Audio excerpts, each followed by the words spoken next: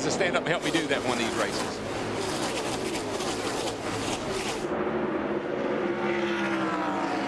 Kurt Busch in the 97 content to fall behind Ryan Newman as they run through the bottom of 1 and 2 down that long back straightaway. Yeah, Darrell, one big difference from last week is how quickly they get single file.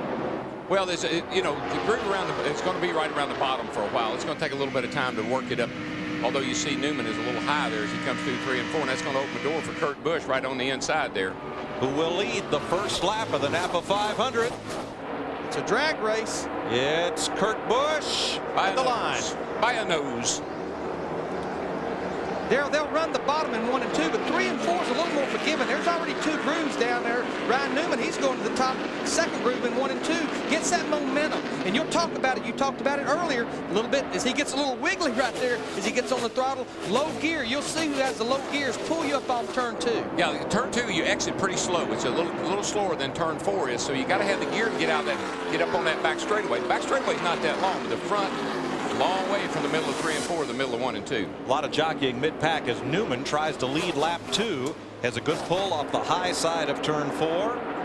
And Dale Jarrett comes by for second. While these guys were running side by side, Dale Jarrett pulled right up to the rear of him. He's going to take second place. Let me tell you, that was impressive.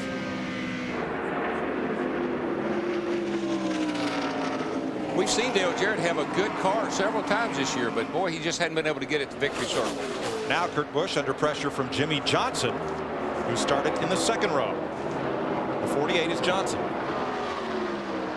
There's another rookie that's just poised to win a race somewhere. And that car, it's already been to victory lane. That's the car that Jeff Gordon won Michigan and Indianapolis with last year. I've been so impressed with the job that whole team, the 48 team, is doing. Chad Knaus, Jimmie Johnson, the driver, that's a great effort. The one of Steve Park has dropped back to 26th. He started 18th. Well, when you're in traffic like he is right now, if the car's a little loose, and that's probably what a lot of guys are going to fight for a while, you can't stand and have somebody right up behind you.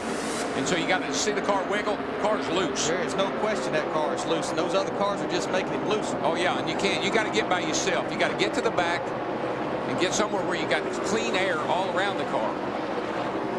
Dale Earnhardt Jr. and Rusty Wallace started 9th and 10th. They're running 8th and 9th behind Jerry Nadeau.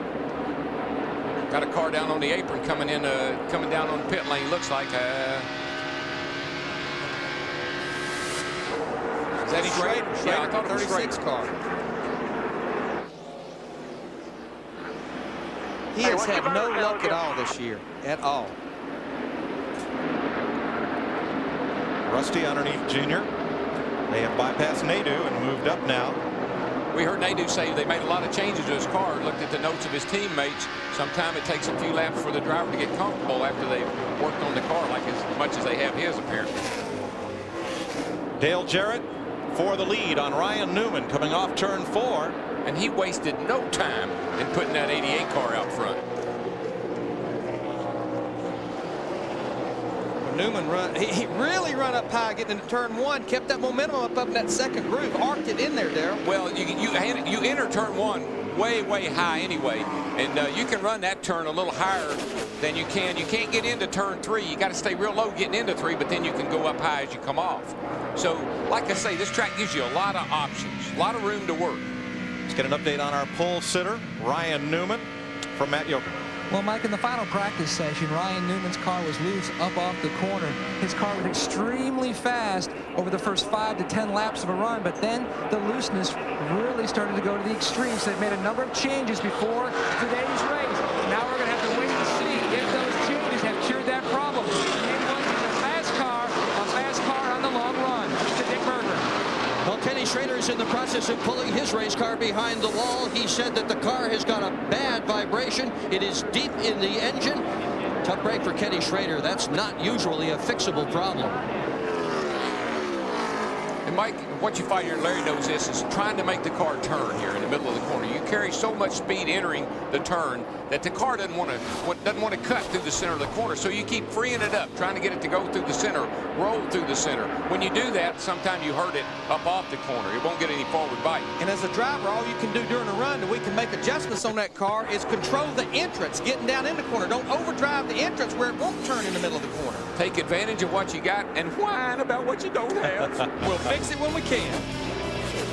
One car has caught that front four, and it is behind Dale Jarrett. That's because of a torrid battle for second place. Man, that has seen Tony Stewart climb from 5th to 2nd. I mean, that's the thing, Daryl. These guys, they get to running side by side, and Dale Jarrett's beating them about 3/10 of a lap, 3/10 of a second a lap. Yeah, we got the 18 car coming down pit lane. This is not good. He's coming to the attention of the crew, and they don't look like they're in a real big hurry. They're going to open the hood. 2 Pontiacs in the early going. Schrader's, now Labonte's.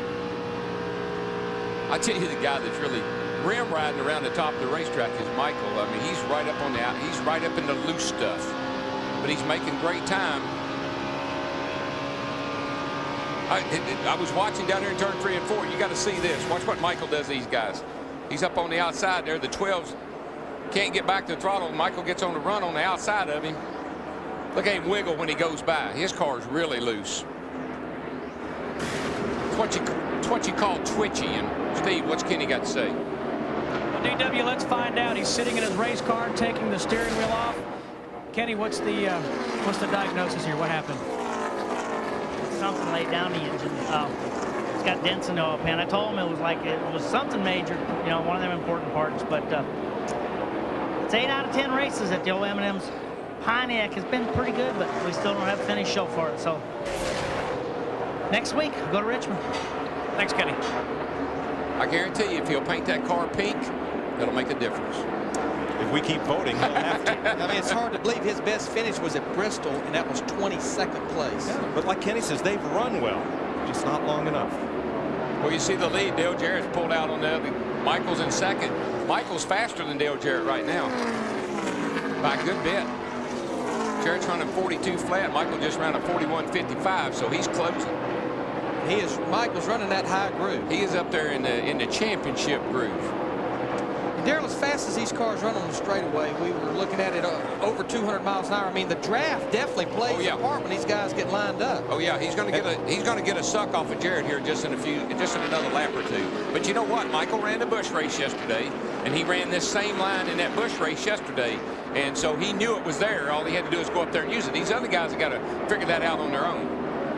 Yesterday here, Scott Briggs picked up his 2nd win of his rookie season. 2 wins and only 9 Busch Series starts. He's off to a great start. You can be surprised if his phone starts ringing from Winston Cup car owners in the near future.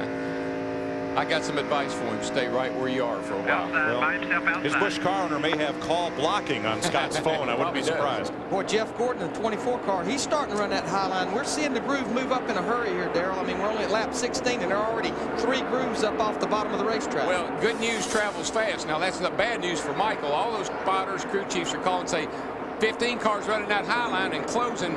Get up there with him. Look who's drafting his tail off is Kurt Busch. He tried Jimmie Johnson a little bit ago and then hooked himself right back in line. As we talked about at the top of the show, anticipating what may happen if we get a long green flag run and there's a need to conserve fuel.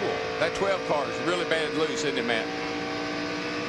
DW, you're exactly right. The rookie reporting in his car is really, really, really loose. And he wanted to emphasize the really. He told him just to hang on to it. But the concern that they had before the race has come to fruition.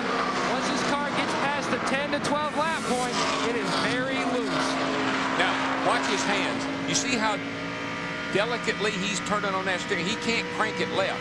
And you got to be able to snatch that thing down to the left when the car's handling good. He's having to be really, really easy on it because it's going to jump out from under. If he doesn't see how gingerly he turns it in there, he's not turning the wheel much at all because the car's really loose. And look at here. Come on, Mikey. Go for it. He has chopped a bunch off Dale Jarrett in a short time. Up here running side by side into turn 1. And the 2 of them have run away from Tony Stewart. But Dale's backing up. I mean, he was fast there for a little while, but his lap times are showing he's backing up. That's not unusual, Mike, because you start this race like he did and you get out there. Oh, trouble right here. Got a car around backwards, turn 4, Sean Robinson. Just lost it all by herself. Caution is out.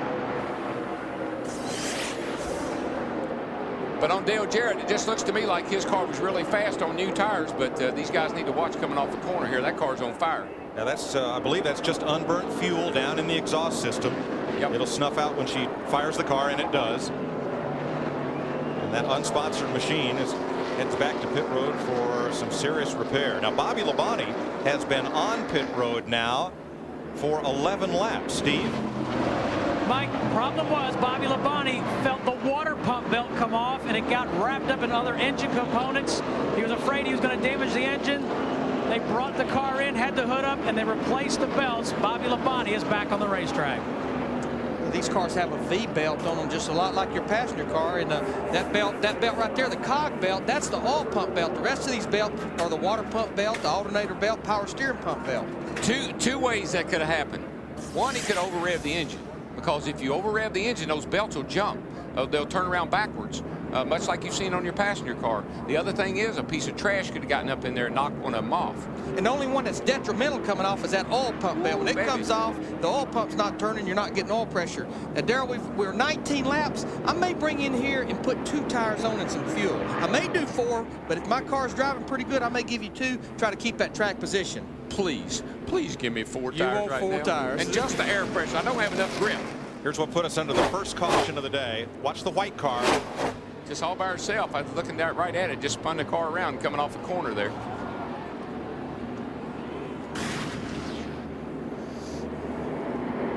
Pit road is open, and everybody's on pit road. Larry, this isn't like yesterday. We can use all the tires we want to. So give me 4s. I want to see stickers. No tire rule. I'd say most of them are going to change 4, but I bet you we'll see some cars change too. Steve Burns and Rusty Wallace pit. Well, Larry McReynolds, you're exactly right. Rusty Wallace is going to take right side tires only. They're going to make an air pressure adjustment and a wedge adjustment. 1 round of bite in the left rear. Dick Bergeron.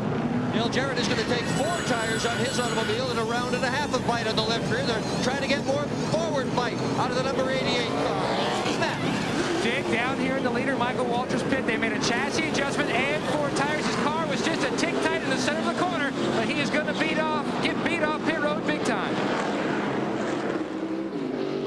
It appears we had 3 or 4 cars that changed just 2 tires. They documented Rusty Wallace, Ricky Craven, Kevin Harvick, I believe.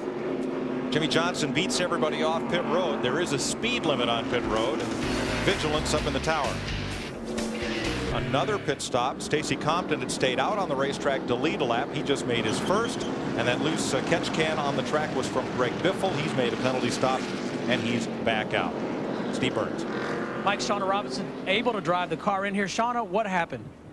Well, I guess after you run about 10 laps and so much heat's in the tires, and we just had absolutely no grip whatsoever. And you know, the first few laps, it's like feels good, feel like I can run, and then it's just like the car's up on top of the racetrack, and you can see out there not a lot of people had grip, but it just to the point where I couldn't get through the corner, and it's pretty bad to be out there by yourself when it happened, but no grip whatsoever. And it's unfortunate because we're struggling, and BAM is giving me the chance to drive a race car, and it's a really good opportunity, but we're not having good results at this point, so we'll just keep trying, and the team's got a lot of potential. It's just we're having some bad luck. Thanks, Sean. Thanks.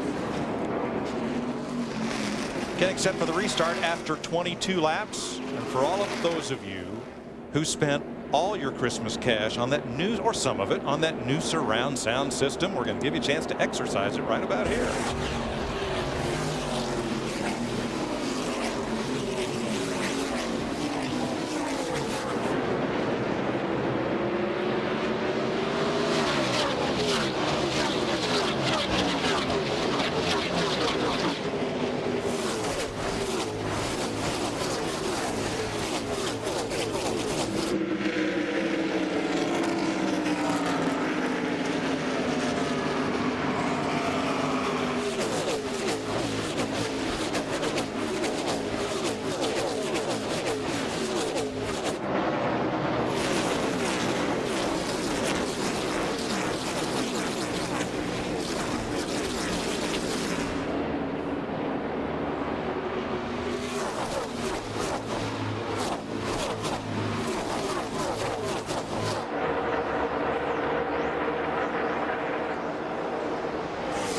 Jimmie Johnson with Ricky Craven off into turn 1 with the lead.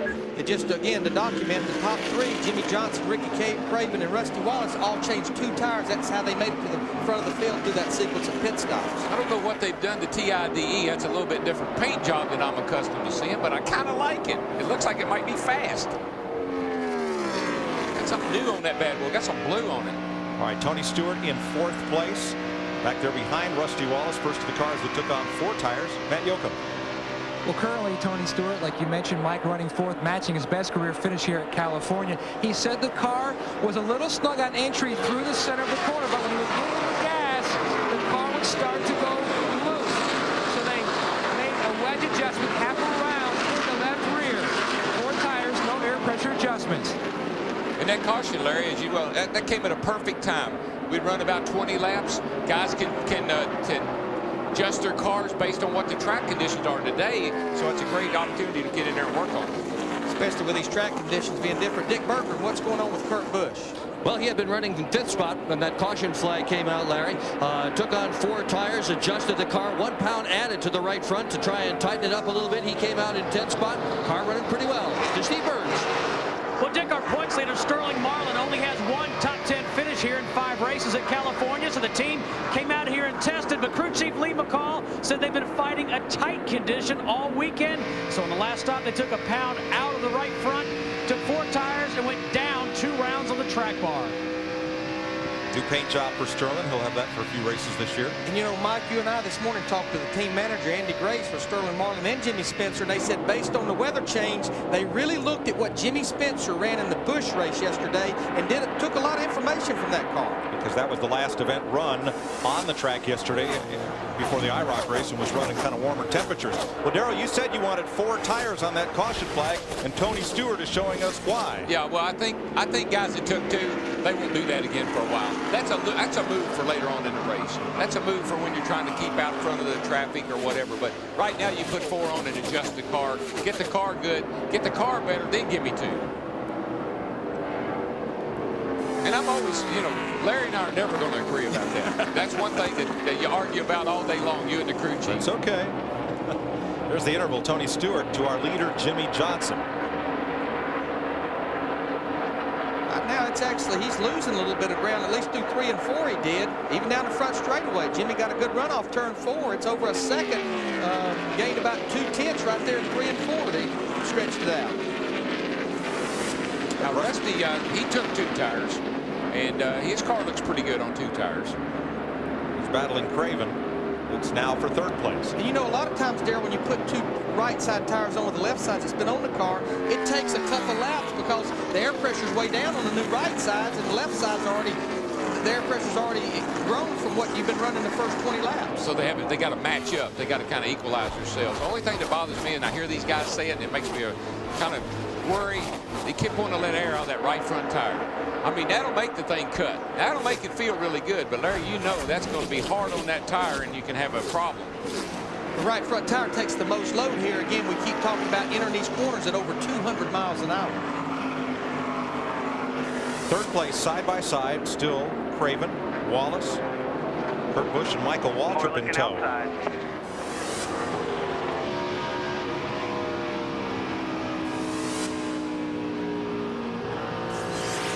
Let's have a little onboard telemetry. You can hear him get back in the throttle. He doesn't get quite wide open. He starts back in and he kind of eases it down, almost like it's got an egg under it. That's the kind of what you do here. You get it wide open as soon as you can, but you got to get back in it. But sometimes you can't man it right away. Right at 200 miles an hour, right at 9,000 RPMs, falls down to about probably about 6,800 in 1 and 2. Picks the throttle back up, 150 miles an hour in the middle of the corner, off the throttle.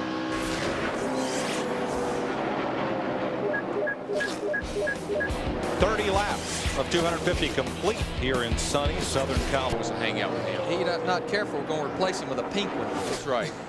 We got his number. He could become road splat in a hurry, couldn't he? Right. Jimmie Johnson leads Tony Stewart by 1.2 seconds. Rusty Wallace a further second back. Kurt Busch, Ricky Craven, Dale Jarrett, Michael Waltrip, Dave Blaney up to 8th. Point leader Sterling Marlin 9th, and Jeff Gordon, who fell from 7th to 18th on the pit stop, has climbed to 10th. Now Ryan Newman, our pole sitter, has drifted back to 28th. Matt Yoakum's there. And let's catch in and talk with his crew chief, Matt Boland. Matt, you made a stop there. You made some significant changes. What did you do to tighten up that race car? We just put a little bit of bite in, dropped the track bar, and put a little bit of pressure in the right front. It's just a little too loose to start the race. Hopefully we can free him up a little bit later today, but it's just too loose to start. This team is looking to have a character-building day after a tough stretch of finishes of 37th, 40th, 41st, and 43rd. They're hoping for better things here in California, but they're going to have a long fight on their hands to have a good day today. To Steve. Matt, as Mike Joyce said, Dave Blaney in that 77 started in the 32nd position, but he's up to 8th by virtue of taking 2 tires on the last stop. They dropped air pressure in the right rear. Dave Blaney says the car is tightened up nicely, a little bit loose early. His best finish this year of 15th at Texas. Dick Berggren. Ricky Craven started in 15th spot. He too took just 2 tires on that first pit stop. That was good for 3rd, and he had been riding there for several laps until he came on the radio, told the crew that the car is loose off, tight in the middle. We've got to fix it on the next pit stop. Craven now running in 5th position. Thanks, Dick. Jimmie Johnson is the protege of Jeff Gordon, who co-owns that car with Rick Hendrick. Darrell Pupil leading by 1.1 seconds, and Teacher about 7 seconds back in 10th place now. Yeah, Jimmie Johnson, I said early in the show that he's poised to win a race, and this could be the day. 8th, 9th. His boss is right 10th. back here, not too far behind, and got a pretty good hot rod himself. He's up to 10th. We saw him just blast through the middle of Ricky Rudd and Dale Earnhardt Jr. while we were in break there. Gordon, although he drifted back in the field on the caution flag pit stop, which is uncharacteristic of that crew, he's on the march back to the front. He's gained 7 positions since the restart at lap 23. I tell you, a car that as I walked through the garage area this morning that a lot of car teams were pointing to, he started back in 39th position, and that's Bill Elliott. He has worked his way through virtue of pit stops and all up to 13th position. And again, he's kind of backing up what I think we saw in happy hour. I mean, he was fast, but he was fast for a long period of time. That's what we were looking at yesterday. But look right there on the grill, you see that plastic, and you know, I'm sure the spotter has probably seen that, and he's going to be communicating, watch your water temperature gauge. That's right over the radiator. Yeah, well, it could be why he's so fast. Well, when you put tape or plastic on the front end, it reduces the drag and increases the front downforce, absolutely. But over a long run, it'll make that water heat up. That's awful big for a hot dog wrapper. Could that have been somebody's windshield tear off? I believe it just flew off. Just flew off. It's gone, and that's a good thing. I tell you, I was watching off of turn 4 there just a couple laps ago, and Robbie Gordon came off of turn 4 in between 2 cars here, and I was this cat. He did a lot of steering. Thing jumped sideways on him. It looked a lot worse when I was looking at it. He had the side of it. I could read 31 on it. And you, Darrell, what happened there happens a lot. You almost run out of racetrack, and Brett Bodine in 11 was right up there, and it's like he yanked the steering wheel and got it loose. Hey, look at my little buddy here. Rusty and the 32 car both they'll pay the price for those 2 tires, and it won't take long. Steve? And Darrell, we just heard Rusty Wallace tell crew chief Billy Wilburn that his car is tight because of those 2 tires now, fighting a tight condition. Yeah, what happens is your left sides, they give up, and it makes the front, you're just pushing because you don't have any left side grip. And that's what will happen. They'll just wear the tires down. The car won't turn. And even when your car's driving good, if you're going to elect to put just 2 right side tires on, you normally will have to make an adjustment to compensate for just those 2 right side tires. Take a little wedge out. Sterling Marlin on the move, took 8th place away from Dave Blaney, who, as Steve pointed out, one of those cars that took 2 tires on the last stop. Prior to today, Jimmie Johnson had led a total of 14 laps in his career. Today, he's already led 20. Jimmie Johnson out front. Last Winston Cup Oval in California was Ontario Motor Speedway, which stopped racing about 22 years ago. It's now an industrial park. What 3 drivers raced there and are racing here? Let's see, that was 1980, so that'd have been Sterling, Kyle, and Ricky Rudd. Ricky Rudd. Pretty close, except for Sterling. The Iron Man. Terry Labonte. That's it. Okay. And Ricky Rudd will break Terry Labonte's Iron Man record for consecutive starts at Lowe's Motor Speedway when we get there at the end of May. That's a good little race going on back here for 3rd, 4th, and 5th. 6th. Dale Jarrett's caught up to the back of these guys here. Again, I think that 32 and the 2 are going to really pay the price for getting 2 tires eventually. There's no question when we come down to another green flag stop about lap 70, they have to change 4 tires. But I think everybody will after going 50 laps on their tires, where they change 2 or 4. But you know, Larry, that's why I always like to take 4 under caution. I then have the option of taking 2 under green if I felt like I needed to. So give me 4 under caution, and then if I got to make a green stop, maybe I'll take 2 then. Keep my track position. Now there's Kurt Busch, who is about 1 second ahead of Tony Stewart. And let's show you how that happened. Kurt's fast. He's been closing on Tony. Look, you go low, I'll go high. See right there's his hand. You go low, I'll go high, and I will let you by. Because they know if they run side by side, Mr. Jimmie Johnson will get smaller and smaller. Right. He's already doing that. 2.2 seconds. Checking out on these guys pretty fast. But he and Kurt Busch are running similar lap speeds. Let's see how many RPM that Jimmie Johnson's turning. That engine sounds like it's singing a pretty good song to me as he goes by here. Ooh, she's over there at 9, a heavy 9, maybe 950. That's out there by yourself. Now, if he was behind somebody, we'd see 9,200 because you get a little help down through there draft-wise. Now, he won't turn that much up the back. Probably see about 8,800 up the back. Because the back stretch is 600 feet shorter than the front stretch. What do you know about all this, Matt? Well, I'll tell you what, DW, he certainly doesn't need any more motivation to win what he would consider his home track. He came on the radio a few laps ago and said that his car is still loose, and Chad says, is it tighter anywhere? He goes, no, it is loose everywhere. They are planning on pitting for 4 tires in about another 15 to 16 laps. Now here's the battle third on back. Rusty Wallace, Tony Stewart, Dale Jarrett, Ricky Craven. Now, I used to call in and tell Hammond I'm loose, and he'd say, well, you might be, but you're leading the race. So leave it alone, in other words. But you also have to know what those guys are thinking, Darrell. You know the nature of this place. The more rubber down, the more the track temperature comes up, the track gets tighter and tighter. You're so afraid to tighten it up that you'll jump that fence, and now you'll be from a little loose to pushing. Here's what's going to happen. It happens all the time. You'll run high here for a while because you don't have your car like you want it. But as soon as you get this car like you want a tire pressure wedge track bar, you'll be right down on the bottom. The guy that wins this race will run around the bottom of the racetrack when the day is over with. Right now, you can run anywhere. That's what I like about this joint. Find a place where your car will handle pretty good and ride there for a while until we can make it better for you. 6 different leaders in the first 51 laps. There's 2 seconds. Jimmie Johnson to Kurt Busch, and 3 seconds back to Rusty Wallace from Busch.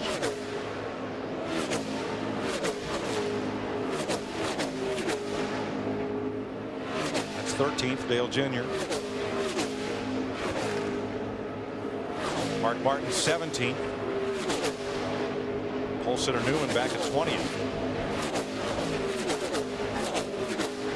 Only 2 cars in the garage area. Kenny Schrader, engine failure on the 4th lap, and Shauna Robinson spun and backed it into the wall on lap 18, bringing out the race's only caution so far. Dick Berggren. Kurt Busch came away from the pit area in 10th spot after the caution flag. He has worked his way all the way up to 2nd.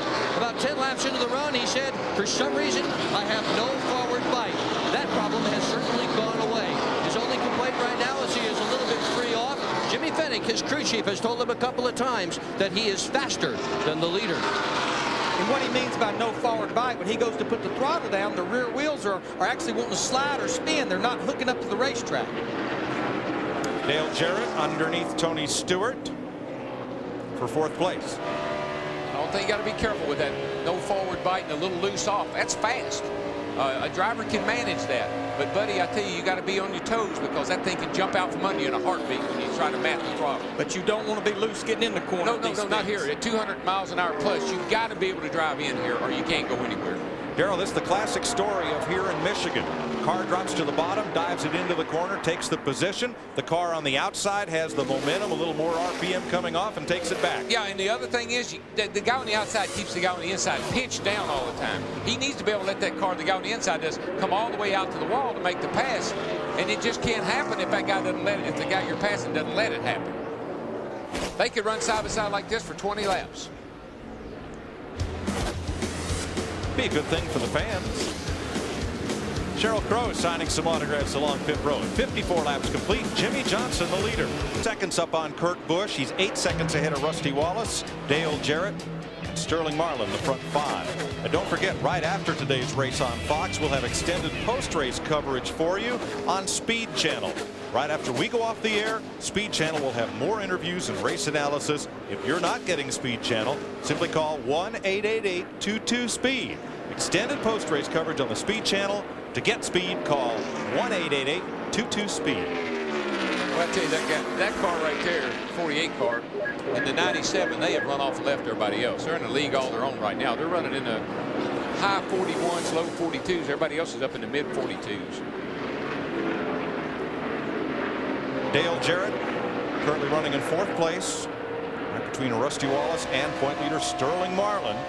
Listening to some in-car audio between Jarrett and his crew. Hey, Todd, have check with NASCAR again and make sure that I'm right, that we can go out of the pits and we can straddle that white line down there on the bottom. DJ, it says here on his sheet, keep the right side tires below the white line until you get through turn 2. Okay. And he told me, when I went up there and asked him, that we could straddle that white line.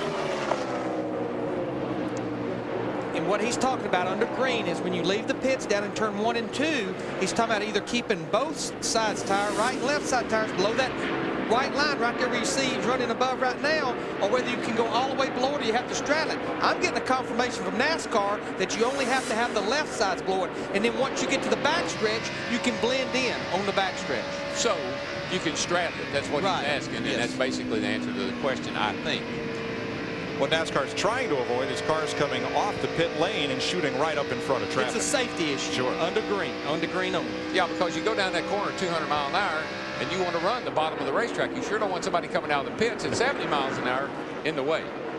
Rick Mast making an unscheduled pit stop, and Judy Donlevy recovering from an auto accident here earlier in the week. The 16 car was in and out too, Mike. And, good to hear that Junie's at the track and that he's okay after getting T-boned, he and Jason Nedleski, at 60 to 70 miles an hour. Car shooting out of a side street, but Junie banged up, but here at the track and okay. Robbie Gordon in the 31 car on pit road. We'll start to see a lot of the guys, especially about on the verge of going a lap down. We're getting close to scheduled pit stop time. They'll be coming to pit road trying to get that advantage of 4 fresh tires. Now this is Gordon's home track as well. He's from Orange, California, where he still has a house, where his dad, still in the garage out back, maintains their off-road racers. Trouble at turn 2. 21 car looks like he went around over there. We stay green. Got a left rear. It's got a left rear tire down right there. Jeff Hammond. Gentlemen, what I've been watching right now is the 21 car started 7th today, and for some reason, listening to some of the conversation, his car has been extremely loose. Also, we can see he's got a flat left rear tire. He must have gone around trying to stay in front of the leaders, even though he's getting close to time to pit. I'm sure that was one of the concerns. He was just about ready to be lapped. Well, Jeff, I mean, the sun's out today. It's much hotter. There's a lot less grip out there. The cars are automatically going to be loose. Here's what happened to Elliott Sadler. I think his left rear was down, and he just chased it up the racetrack. Did a great job keeping it out of the fence, actually. We stay under green. Only one caution so far. That for Shauna Robinson's crash at lap 18. Elliott Sadler made it to pit road, so we stay green, no problem. And Larry, again, you know, if the track is overcast like it was yesterday and it's cool, you're going to have front grip. But when the track gets hot like this, the sunshine, you're going to lose the back end. That's going to be the first thing that goes. Darrell, this track is also home to another California kid, Kevin Harvick, and Kevin's not having a great day. He's only 3 seconds out in front of the race leader, Jimmie Johnson, right now. Yeah, running right there with Johnny Benson, and they're in jeopardy going a lap down here pretty quick. And he restarted after that caution by virtue of changing 2 tires back and forth. But you and I talked to Kevin Hamlin this morning, his crew chief, and he said, Larry, and this is the car he won Chicago with, and this racetrack is similar to Chicago. He said, we just cannot find a handle for this race car. Well, this is one of those places where it could be anything. It could be the setup, it can be aerodynamics, it could be lack of horsepower, it could be all kinds of things at this particular racetrack to keep you from running well. Richard Childress Racing has had a tough time of it. There's Jimmie Johnson, our leader. Harvick in danger going a lap down, as the only top 10 finishers for that team this year. And they have torn up a bunch of cars in the last few weeks in both the Busch and the Winston Cup ranks. John Andretti, the 43 car, the Dodge, he's on pit road. A lot of times under green flag stops at racetracks this size, seems like the Dodge team have to pit first, not getting quite the fuel mileage some of the other cars are getting. Here comes our leader, Jimmie Johnson, 48 car, pit road, 55 miles an hour starting right there. And he's got a long way to go until he gets to his pit box. Kevin Harvick comes in with him. So does Casey Atwood on this lap, and Tony Stewart is in. Here's Matt. Well, Mike, on the radio, Tony Stewart was talking to his crew chief, Greg Zipadelli. He said the car is tight on entry and even more snug in the center. But Zippy did not want to over-adjust. He says, don't worry about it, Greg. You cannot hurt it. So they're going to make a chassis adjustment on the 20 car. Meanwhile, the 48 car, Jimmie Johnson is in. You can see the wrenches in the back window. They're going to make a track bar adjustment, a four-tire change. Remember, he took on 2 tires on his first stop. Meanwhile, you can see the adjustment in the back of the 20 car as they too are going to take 4 tires. The 48 is down and away, as is the 29. Jerry Nadeau's in. Joe Nemechek on pit road. Stacy Compton. Here comes Sterling Marlin, Dale Jarrett, Mike Skinner, Rusty Wallace, Ricky Craven, and Jeff Gordon. I think we'll see everybody after these 50 laps, 45 to 50 laps, changing 4 tires. Dick Berger. Well, Dale Jarrett on his way to his pit stop. They're going to put 4 tires on the car, which is no surprise. That's what they did in the last round of pit stop. Jarrett brings it to a halt. His front carrier is Darren Jolly. Jeff Knight is the rear carrier. Mike Trower and Jason Sheets changed tires. A new jackman, John Bryan, started last week. Barry Price, the gas man. Rick Colson catches the gas that comes out of the back. Good stop for DJ. Dale Earnhardt Jr. has been in and out. Here comes Rusty Wallace out of the pits with Jarrett and Marlin. Steve Parks in, Johnny Benson, Ricky Rudd, Ward Burton, Brett Bodine, Michael Waltrip, and Bill Elliott pitting. Kurt Busch is in as well. As we ride with Waltrip. Excuse me, it's not Kurt Busch. It's a long way down that pit road at 55 miles an hour. You've been out there running almost 200 miles an hour.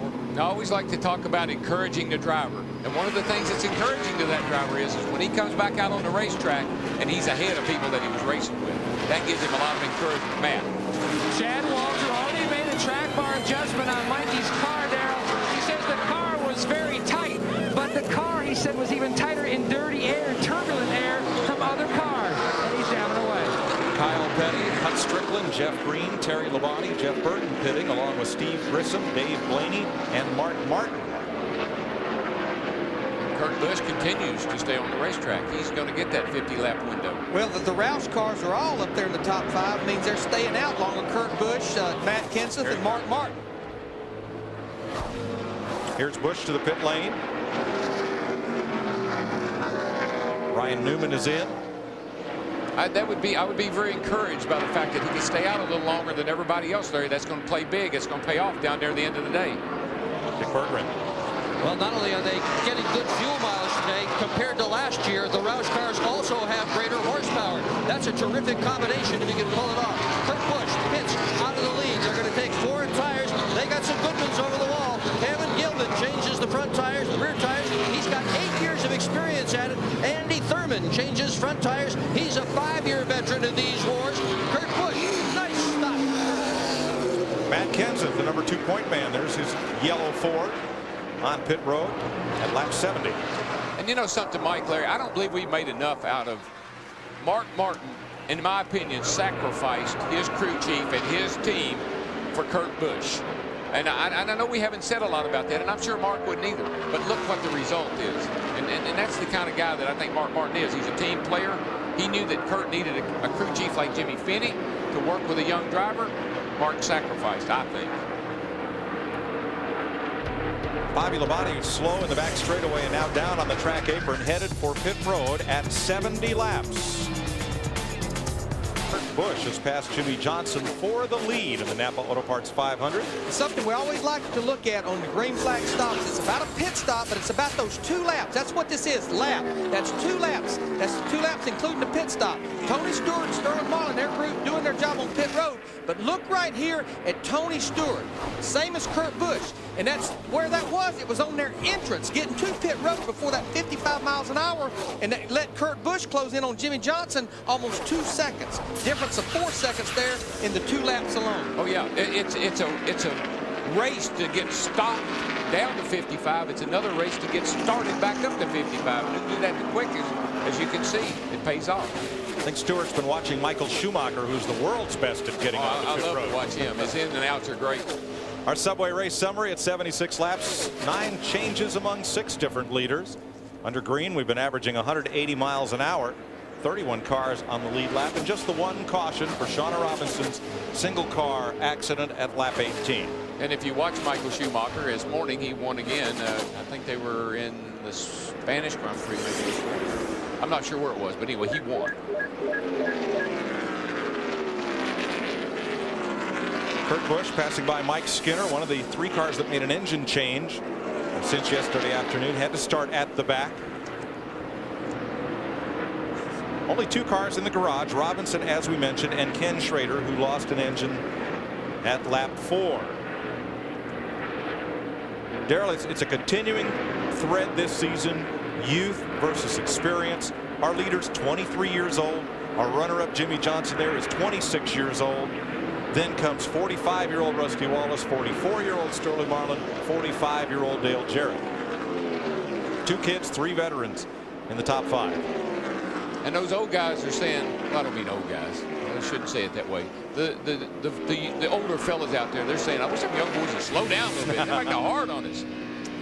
You know, this race right now, we see this about year in and year out here, where it gets to this point of the race and they kind of get strung out and we kind of have a green flag run. But what Jeff Hammond, what I really had to do under this last run, it was our first long run. I really had to interrogate my driver, what that car did.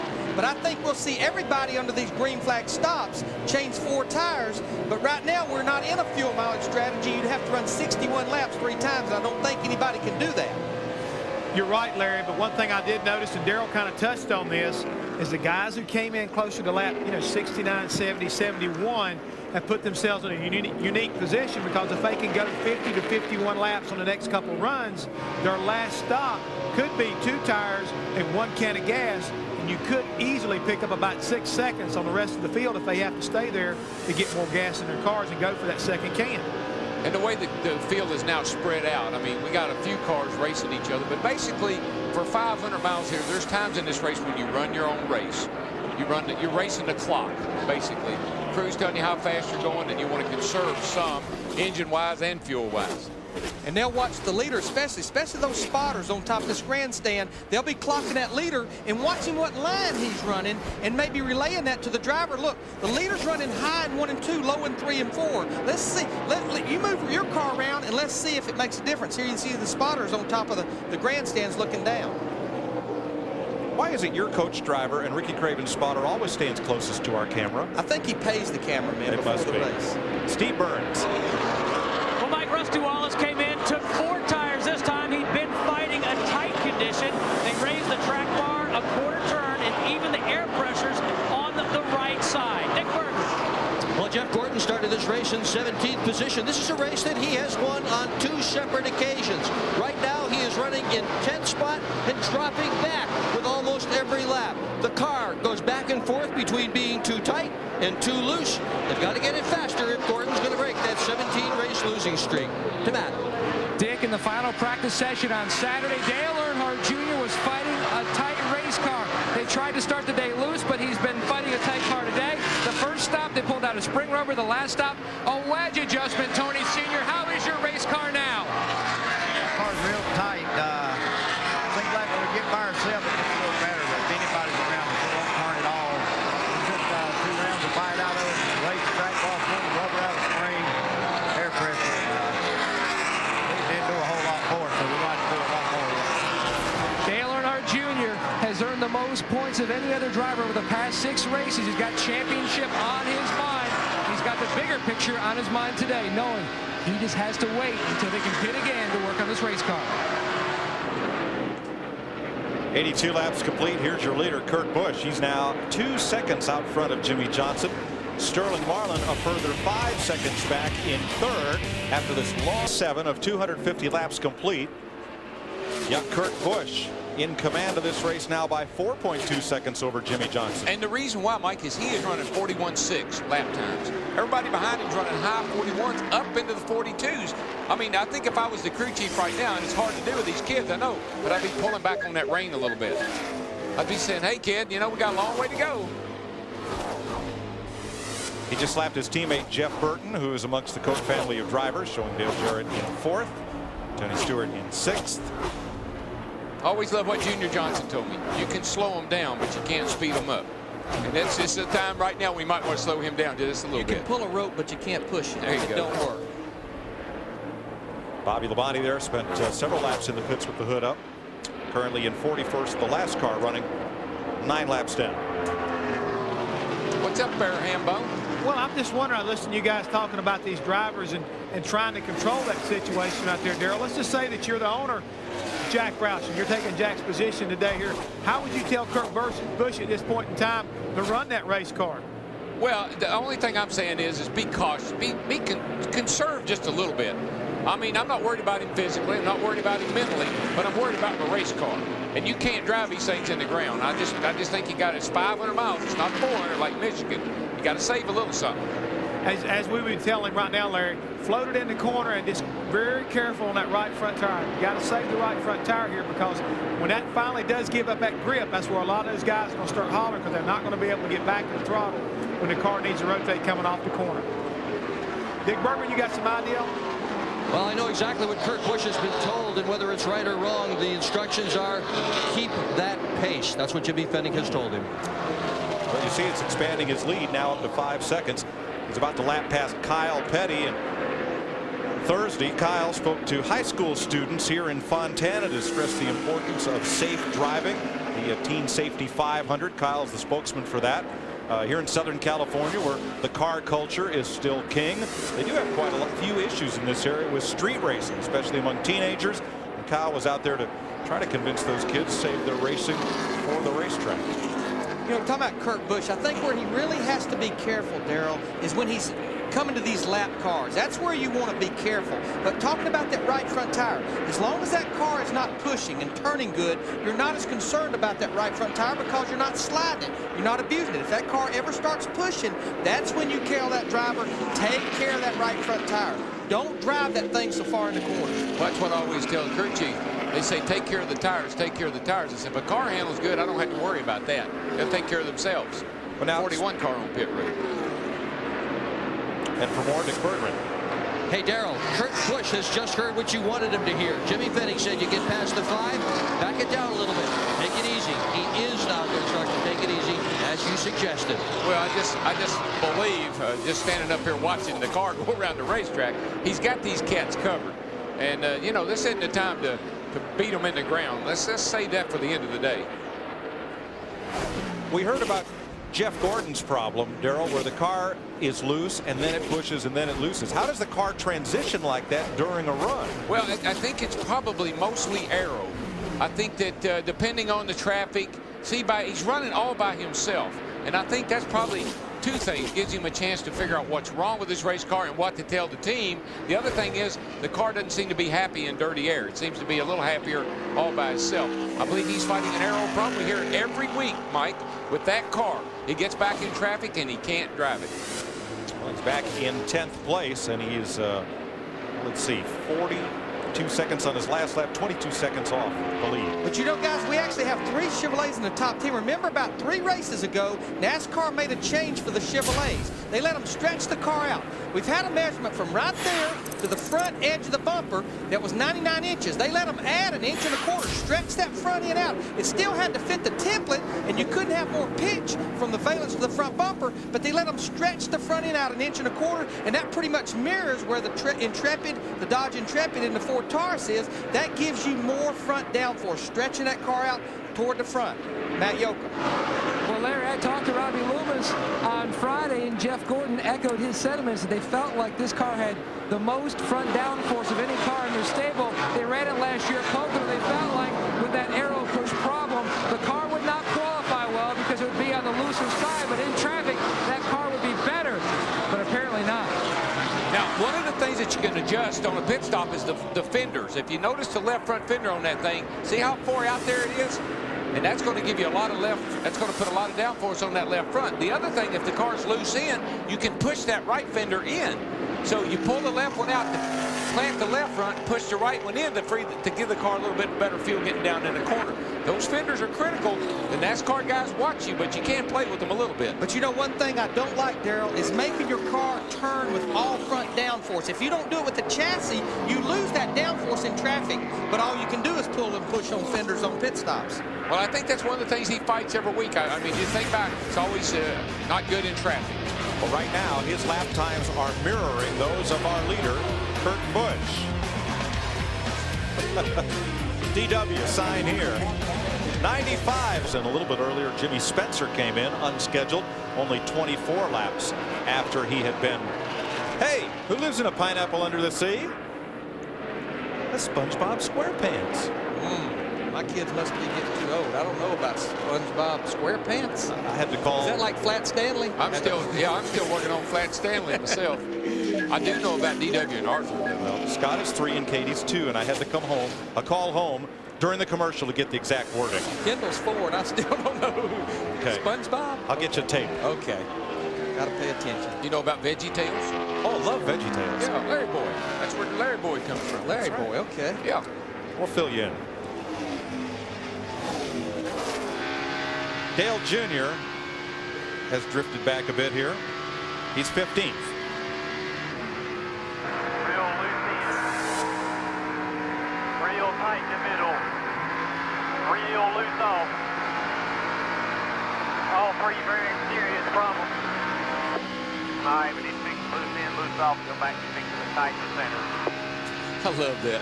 All three very serious problems. But I agree with the crew chief, Tony Uri. We have to fix that loose end. Oh, yeah. Because if we fix the loose end, if we make an adjustment to fix that, it's probably going to fix the loose off. And you know what? Go back to Ryan Newman a while ago.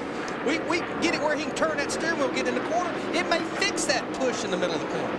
I'd rather be turning that wheel to the left than I had to be trying to just hold it straight. See right there how much they put on him getting in the corner. He just can't drive it in the corner. You know, we're watching from Jeremy Mayfield's car just ahead of Dale Earnhardt Jr. Jeremy, former winner here.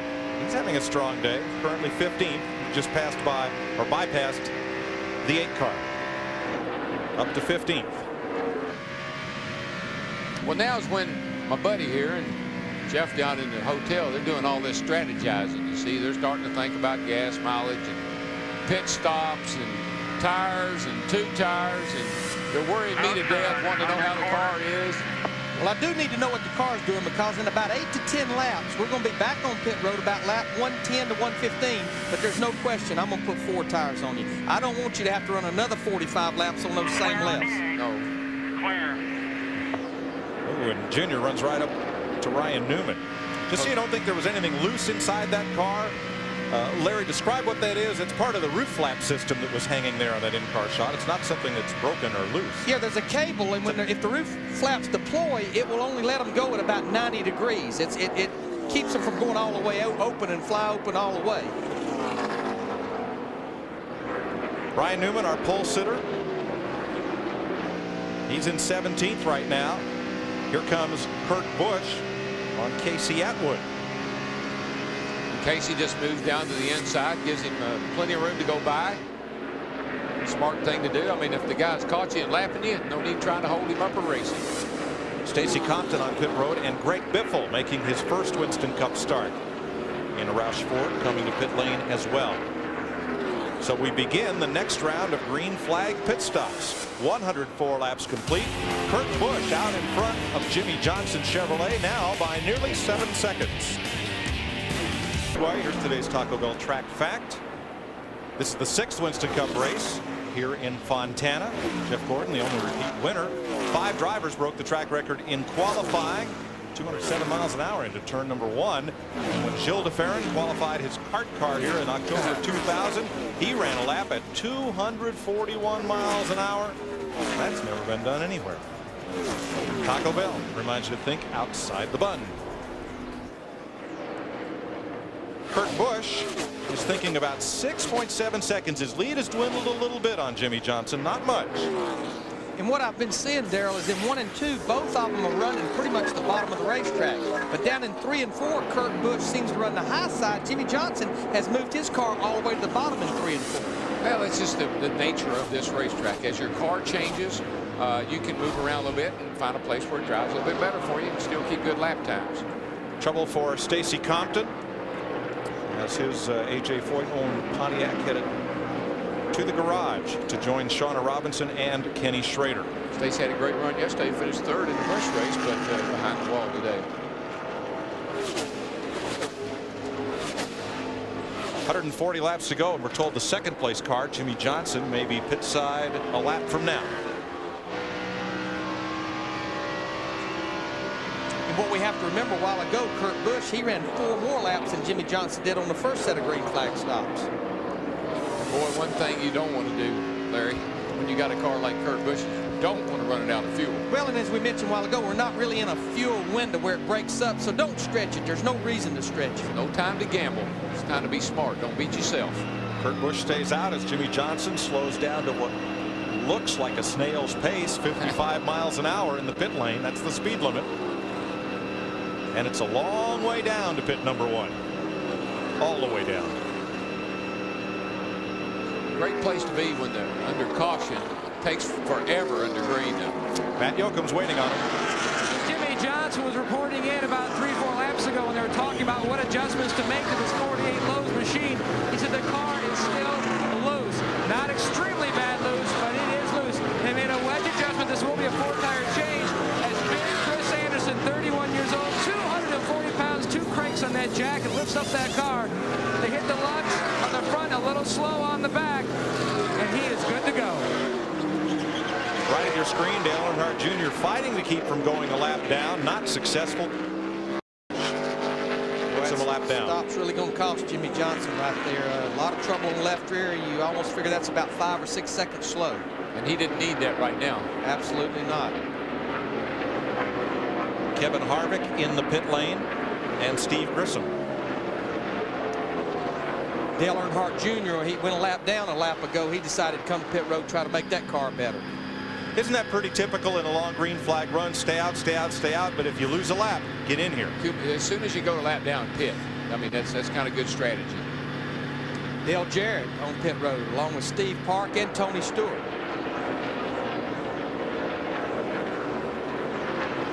Bill Elliott joins them. Who had moved up into the 7th position. He's been moving forward all day. Yeah, you were right about him, Larry. He's got a pretty good looking hot rod there. John Andretti in the 43 car on pit road. All these routine stops, 4 tires and adjustment. Dick Bergman.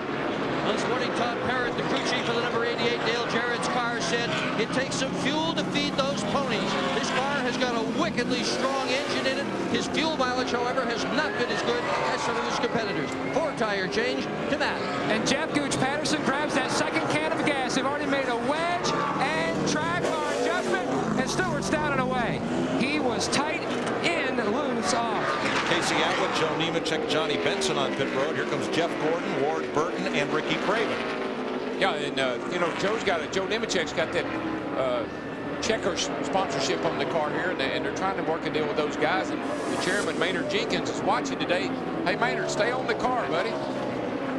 They need you. Ricky Rudd's in as well, along with Jeff Green. Green flag stops. Dick Bergman.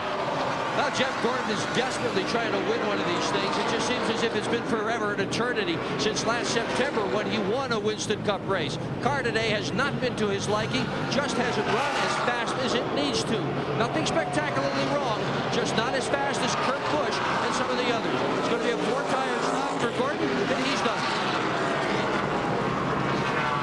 Points leader Sterling Marlin is in. No adjustments on the previous stop. This time, they make a track bar adjustment. A tire gets loose for a second. 4 tires for Sterling Marlin's Dodge. Only 1 top 10 finish here in California in 5 starts, and his service is finished. Jerry Nadeau, Rusty Wallace, Matt Kenseth, Brett Bodine, Terry Labonte on pit road.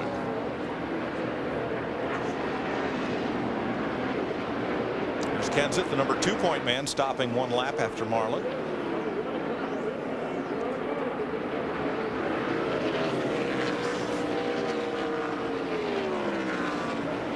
Michael Waltrip, the 15 car. He's in along with Hut Strickland. Kurt Busch continuing the circle, which he ran about as far as anybody earlier, and what he would want right here is a caution flag.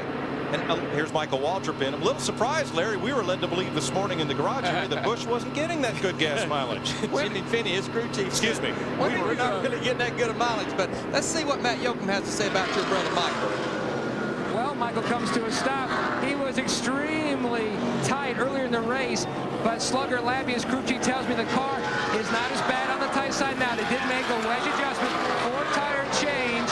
Also, they're going to make an air pressure adjustment on the 15-car Mikey, and he is good to go. 14.7 seconds. Hut Strickland, Dave Blaney, Kyle Petty, Jeff Burton in the pit lane. I should say, Larry, we were misled this morning. Yeah, well, here's what I can't figure out. I don't believe crew chiefs know how to figure gas mileage. Because you ask them at the end of the race, are they going to make it? I don't know. And you ask them before the race, oh, we're not getting very good gas mileage. You know, the I don't know covers us. That's what I thought. It's like being a weatherman. But Kurt Busch, the leader, 97. He's on pit road here at lap 117. Dick Berger. 4,200 RPM as Kurt Busch comes on down to the attention of his crew. He won a truck race here back in year 2000. Incredibly, as well as he is running today, this is only his second Winston Cup start at this speedway. Busch having things go exactly his way.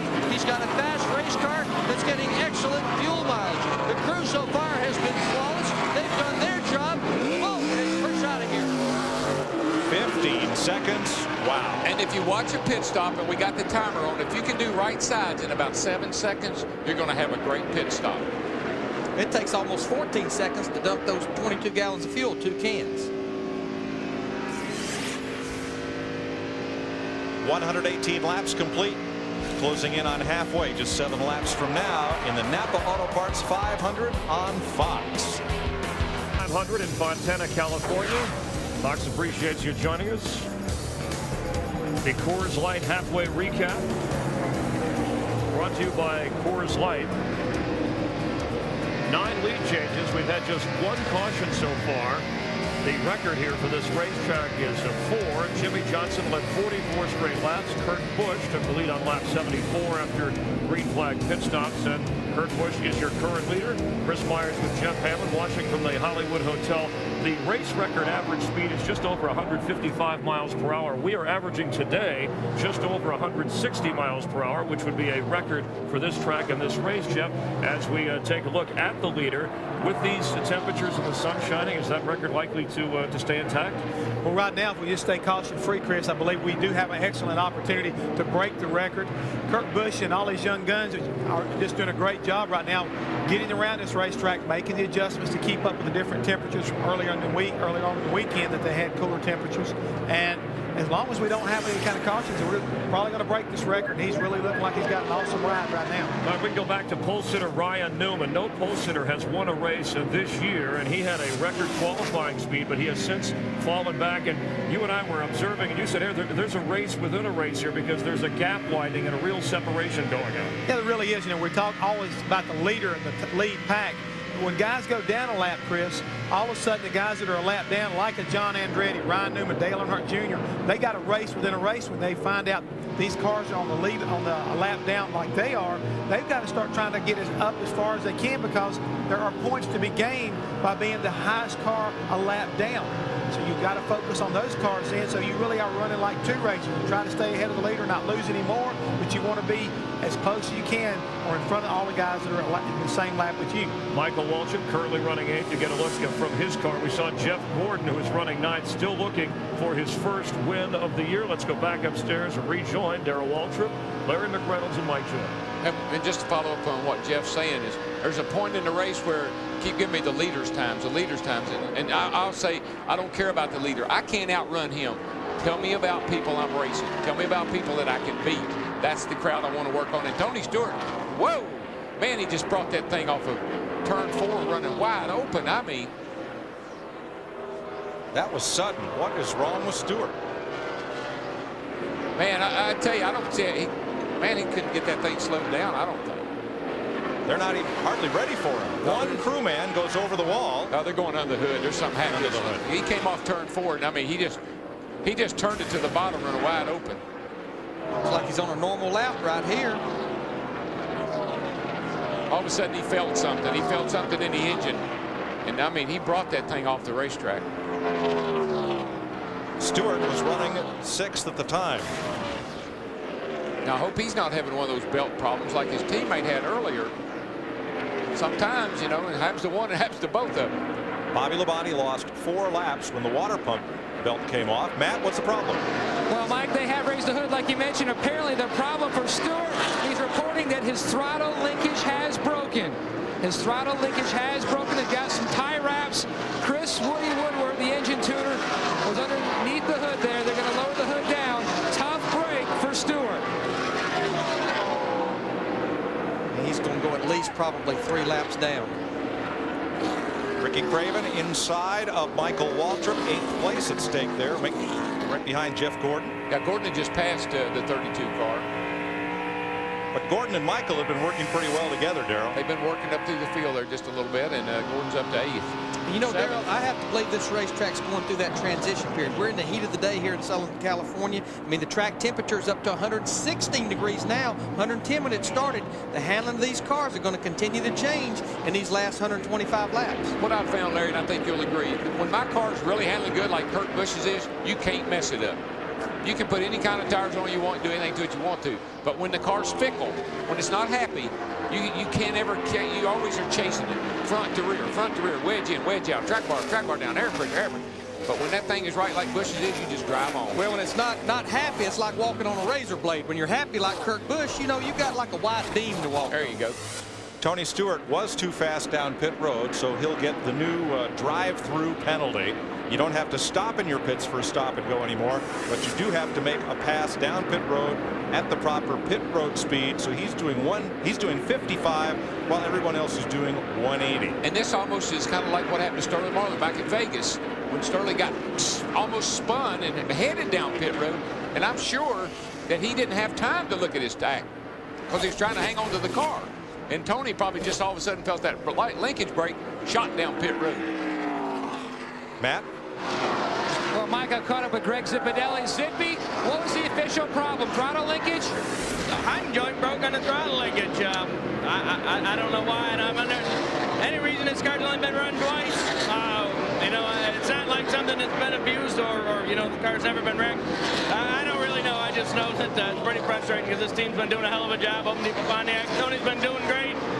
Been running the top 5, good speeds all year long. We just can't put it together. A little frustrating right now, but we'll just do the best we can here and you know, come out of here with what we can. Let's go to Jeff Hammond. Jeff? Well, Matt, right now we're down at the Cutaway Car. I want to show everybody at home. This right here is your throttle linkage. It connects to your carburetor. When the driver is working it, it works back and forth like so.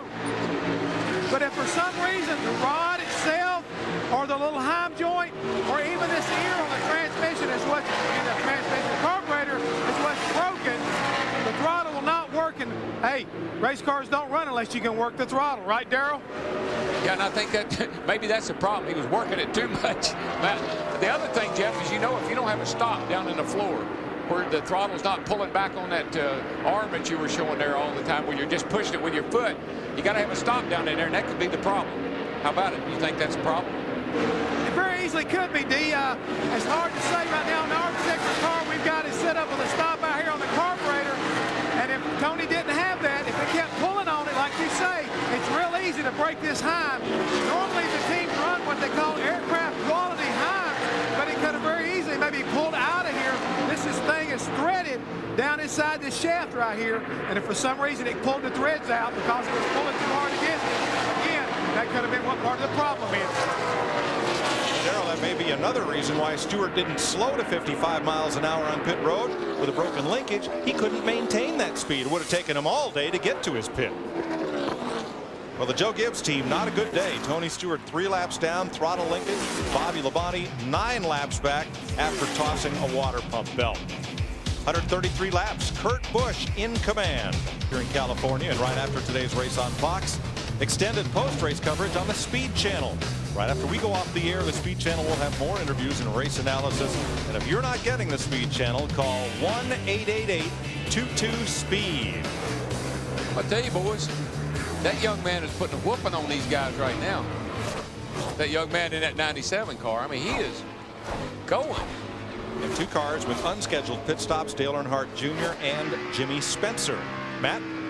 Well, Mike, Dale Earnhardt Jr. made an unscheduled pit stop. He felt like that the right front tire was starting to go soft, starting to go down, possibly had cut it down, and that's indeed what had happened. The crew had checked the air pressure, and they said it was low on the right front to Steve Burns.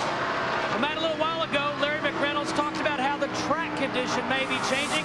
Well, Rusty Wallace early in this race was fighting a tight condition. The last stop, they went down a pound in the right front, up a pound in the right rear, made a wedge adjustment, a roundup wedge out.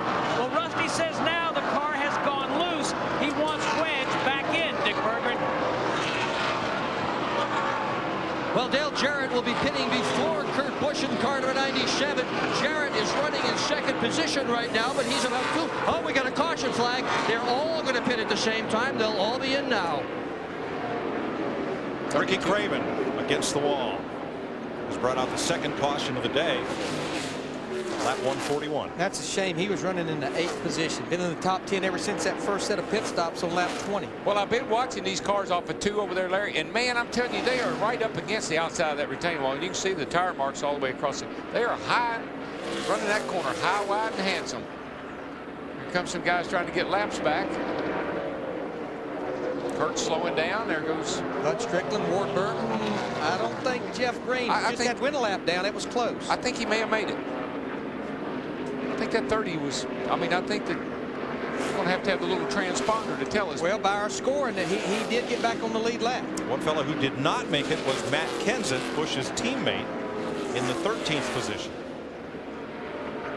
This caution flag to the good fortune of fellows like Michael Waltrip, Mark Martin, and Dave Blaney, who were in danger of going a lap down. Now, Dale Jr. had a right front going down there. He said he must have run over something. I wonder if something happened to the 32's right front.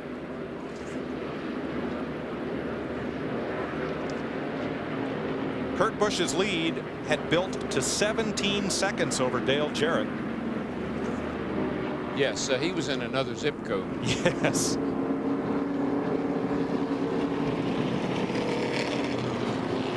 Right front is now down on Craven's car. And it almost looks like the car didn't hit the wall all that hard, as if the tire went down and he just got it up against the fence.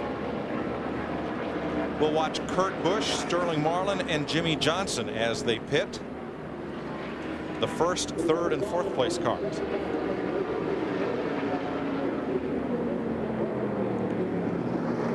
Cars on the lead lap. All the leaders have pit this first time. Haven't been to many races this year when halfway there were 12 cars on the lead lap. It's true. Steve Burns. Mike Joyce, Sterling Marlin says he likes the way this car is handling. They're going to make no chassis adjustments. Just 4 tires, a tear off from the windshield. Right side tires on. Work starting on the left side. Let's go to Dick Berggren. Kurt Busch says when new tires are on the car, it feels a little bit wishy-washy. They're taking 1/4 round in the track bar. That's a little bit like sneezing into your tires. Busch gone fast. It is still a work in progress, Dick, on the 48 car. Jimmie Johnson, his car still loose. They're going to go 1 full can, 1 splash. They went 1 round in the left rear wedge, 1 round down in the track bar, and an air pressure adjustment, 16.4 seconds. Dale Jarrett beat the 97 off pit road there. Kurt tried to get around him, but he couldn't quite do it. To compound Ricky Craven's problem, when he pulled into his pit stall, they couldn't get the jack underneath, and they hadn't brought a long bar around to the right side to lever it up in the air to get the jack under, so they had to go back and get one. It's a long stop. Yeah, I mean, that left side's only 4.5 inches off the ground, so it's a lot lower. But look at the race to the pit line right here. There you see the story right there. 88. Dale Jarrett, he beats Kurt Busch off pit road. Kurt Busch is going to lead the lead for the first time in a long time. The north. No boundaries up there. No, sir. That's a beautiful sight. Here's our Ford no boundaries moment. And this weekend, it happened yesterday here at the California Speedway. Rookie Scott Riggs, in only his 9th NASCAR Busch Series start, wins his 2nd race convincingly. Yes, he did, and I'm a big fan of his. I tell you, I love that kid's enthusiasm. I love people that get excited about winning races. Jeff Green, who used to drive this car, drove it to a championship. The runner-up, Stacy Compton, Jack Sprague, the point leader, and Jason Keller. Plus, I like kids that drink chocolate milk. I think that's kind of neat. So Sprague still has the point lead. Riggs moved from 5th to 3rd with that win behind his teammate Jason Keller after 9 Busch Series races. Here's the Craftsman Truck Series standings. Sponsored by Sears, Robert Presley, 20 markers up on Ted Musgrave after 3 races. David Starr, Rick Crawford, and Mike Bliss, the top 5. Let's give them one to go. What do you say? Get back to racing. Let's go to the garage area. Well, at Darlington, Ricky Craven was running in 2nd position when he was taken out with a wreck that was none of his doing. At Martinsville, he led 40 laps, looked like a winner. Taken out with a wreck, none of his doing. What happened this time? Well, I guess it's one of the penalties of running the high line. I ran high all day, Dick, and I was fighting loose from the very beginning, and the guys were doing a great job working on the tide forward, but we couldn't get it tightened up getting in the corner. And I spent most of the day running 200 miles an hour in the corner turning right, and I just couldn't catch it that last time. It got away from me, but we're a really good team. Gosh, I'm proud of this. We don't always finish top 10, but it seems like we're always running top 10, and it's really getting better and better. We'll get one soon, very soon. To Matt. Dick, Michael Waltrip made another visit to pit road. The reason they're topping off, I asked Slugger Labby, how far can you go? Because we are 55 laps to the finish. He told me this morning they could go 54. Larry Mack, it's close. Well, again, now it becomes a gas mileage game if we have this long run of green flag racing. And Darrell, what does it do to Kurt Busch? He had a 17-second lead. It's gone. Well, yeah, I don't think it'll bother him a bit. I think he'll just get back up on the wheel and drive back off and leave him again. I think he was probably upset he lost the lead on pit road because he sure hadn't lost it on the racetrack. But if he keeps going like he has today, he's the man to beat. But the variable Dale Jarrett is right on his rear bumper now. Hadn't been there for a while. What do you say, guys? One more time. Crank those televisions down and let's crank it up.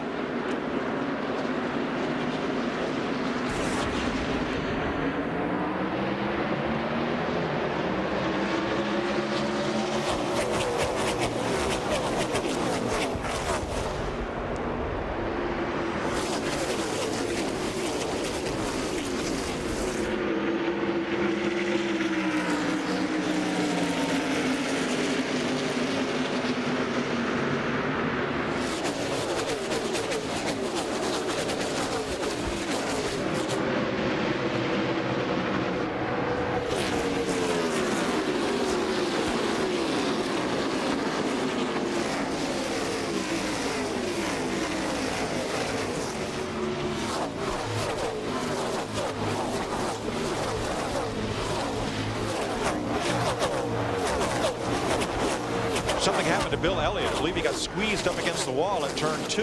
He's coming to pit road. I don't know if he got squeezed up against that. The car just took off as if the right front tire was down or there was something wrong with the right side tires. It's hard to believe. He just came out of the pits, but it sure looked that way. Now, you know, Kurt Busch could be, you know, fight some of that same thing that some of these other guys complain about all the time. He gets in traffic. Car might not be as good as it was out front in clean air. If Bill Elliott was still on the lead lap, it's going to be hard for him to stay on the lead lap. He's about 2/3 way down pit road at 55 miles an hour. Leader's coming off turn 4 right now. And the other thing you heard Kurt Busch say, on new tires, the car was a little squirrely, and it may take it a few laps for it to come in. They run an air pretty low, I bet you. Huck Strickland is now coming to pit road. Steve Burns? Yeah, Mike, just checked in with Bill Elliott's pits. Flat right rear tire on the 9. There you see he goes a lap down right there. Is Dale Jarrett in 88, and the rest of the guys go by him off turn 2. That car was, to that point, a contender. Well, Kurt Busch got his hands full right now with lap cars, which is allowing Dale Jarrett to just check out. How many times do we see this, Larry? You get out front, you drive off and leave everybody. You get out there in that clean air, and you're long gone. And that's what Jarrett's doing right now, and Busch has got his hands full with these lap cars. And now is when the crew chief, that's when the young driver, you got to really talk to him. You got to really keep him focused. You got to tell him to calm down, not get excited. The car's going to come to you. Just drive your line, and then everything will be fine.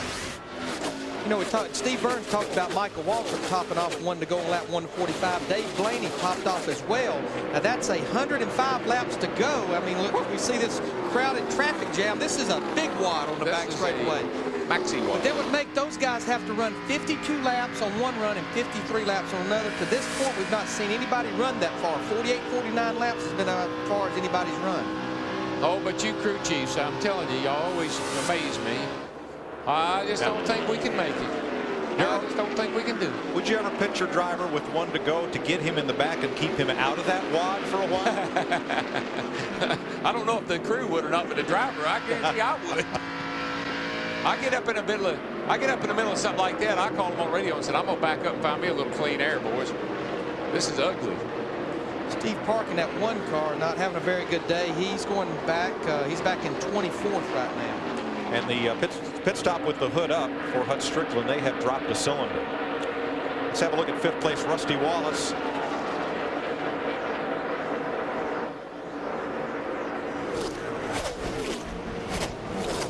There he is, Steve Burns.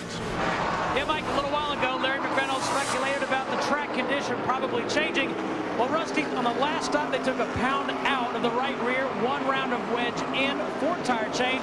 Rusty said the problem he feels now, the right front shock has too much rebound. Let's go to Matt Yoko. Steve, I mentioned earlier that Michael Waltrip and Slugger Labrie are going to try to make it on one more stop. Let's check in here with Chad Knaus. The 15 is going to try to make it on one more stop. What about your team? Unfortunately, no, I don't think there's any way in which we can do it. It's kind of disheartening that somebody is probably going to win this thing on fuel mileage when we have such a great race car. A couple more adjustments, and I think we'll have the strongest car here. But we can't do it. If somebody does, more power to them. They cover their bases and we're getting the job done. I want to say hello to Rick Hendrick's mom. She's back home. She's not feeling too good today, and we wish her the best, and we'll do what we can today. But you have to be pleased at how mature your driver is driving today. Oh, he's doing a tremendous job. We've had a great year so far. He's come to these big tracks where, everybody's difficult. Aerodynamics plays a big role, and he knows how to get the car out there, get the nose clean, and pass people, and that shows his experience. Well, a former winner here at California slowing on the racetrack. Jeremy Mayfield said something broke. Yeah, 2 things. We're at the point in the race where the engines are really going to start to take a beat. They've been out there a while, been turning a lot of RPMs. Things are going to start breaking in some of these engines. The other thing is, all that rebound Rusty's talking about in the right front makes you loose in. Keeps that corner pulled down all the time, makes the car real loose getting in the corner. You do that to try to keep that corner of the car down, but the price you pay is it can make it loose in. And that's the reason he's making all those changes, try to tighten the car up. But we talk about the engine, the parts that can fail. I mean, the valve springs are taking a beating. But Darrell, at these RPMs, the bottom end, the rods, the cranks, a lot of those things are taking a beating. I think the rocker arms and the valve springs and all those, that's what's going to give up on. And we show you where the valves are. This is the valves right here. There's 8 per side, 16 total. You have 4 on each side for intake, 4 on each side for exhaust. But that valve spring right there, there's 2 of them, an inner and an outer. That's the things that's really taking a beating, those valve springs. And what we talk about here that is so hard on the engines, it's got a car in the wall down here. Looks like Kent's is up against the wall down in turn 1. I don't know if he's going to... Caution is out, too. Yeah. Now, there's the problem that Mayfield had, and Greg Biffle had to jam on the brakes to scoot around him. And now caution is out. I believe it's for Matt Kenseth at turn 2. But just to follow up a little bit, Mike, the sustained RPM. You're 8,500 at the start-finish line, and you still got to go all the way down to turn 1. With that RPM hanging around 85 to 9,000, it vibrates itself apart. That valve spring is moving 75 times a second. Each one of those. That's a lot of work. Saw Kenseth go in here and he just gets up too high, a lot like what Ricky Craven said happened to him. And then all this stuff up in here, folks, that's just sand, dirt, rubber. Once you pick it up on your tires, you are out of control. The only thing that'll turn you and slow you down is that big old white thing on the outside there.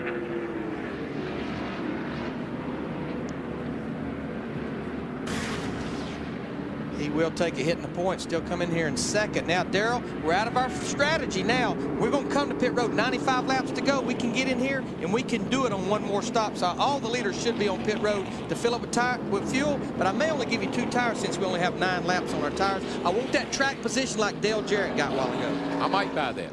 Would you consider no tires? I believe I'm going to be there long enough. I'm going to give you 2 rights anyhow, but I bet we may see some gas and go. Gas only.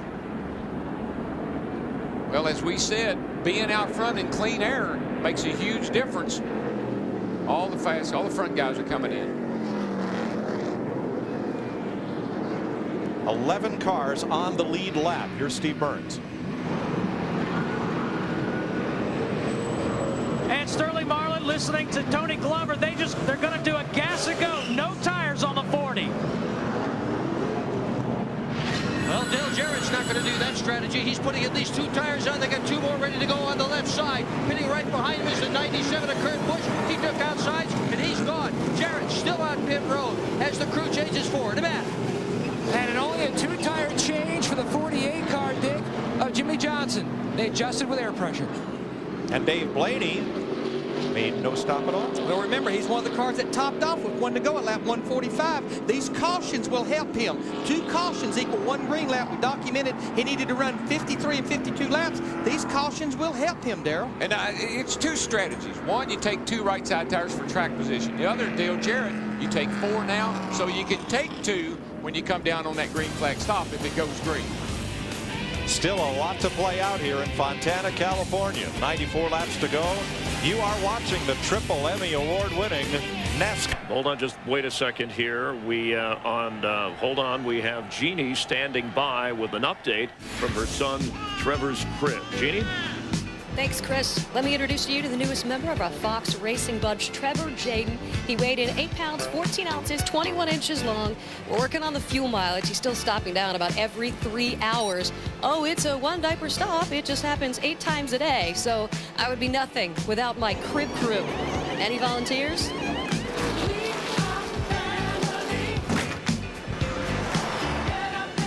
Still making a lot of those stops at our house, I tell you.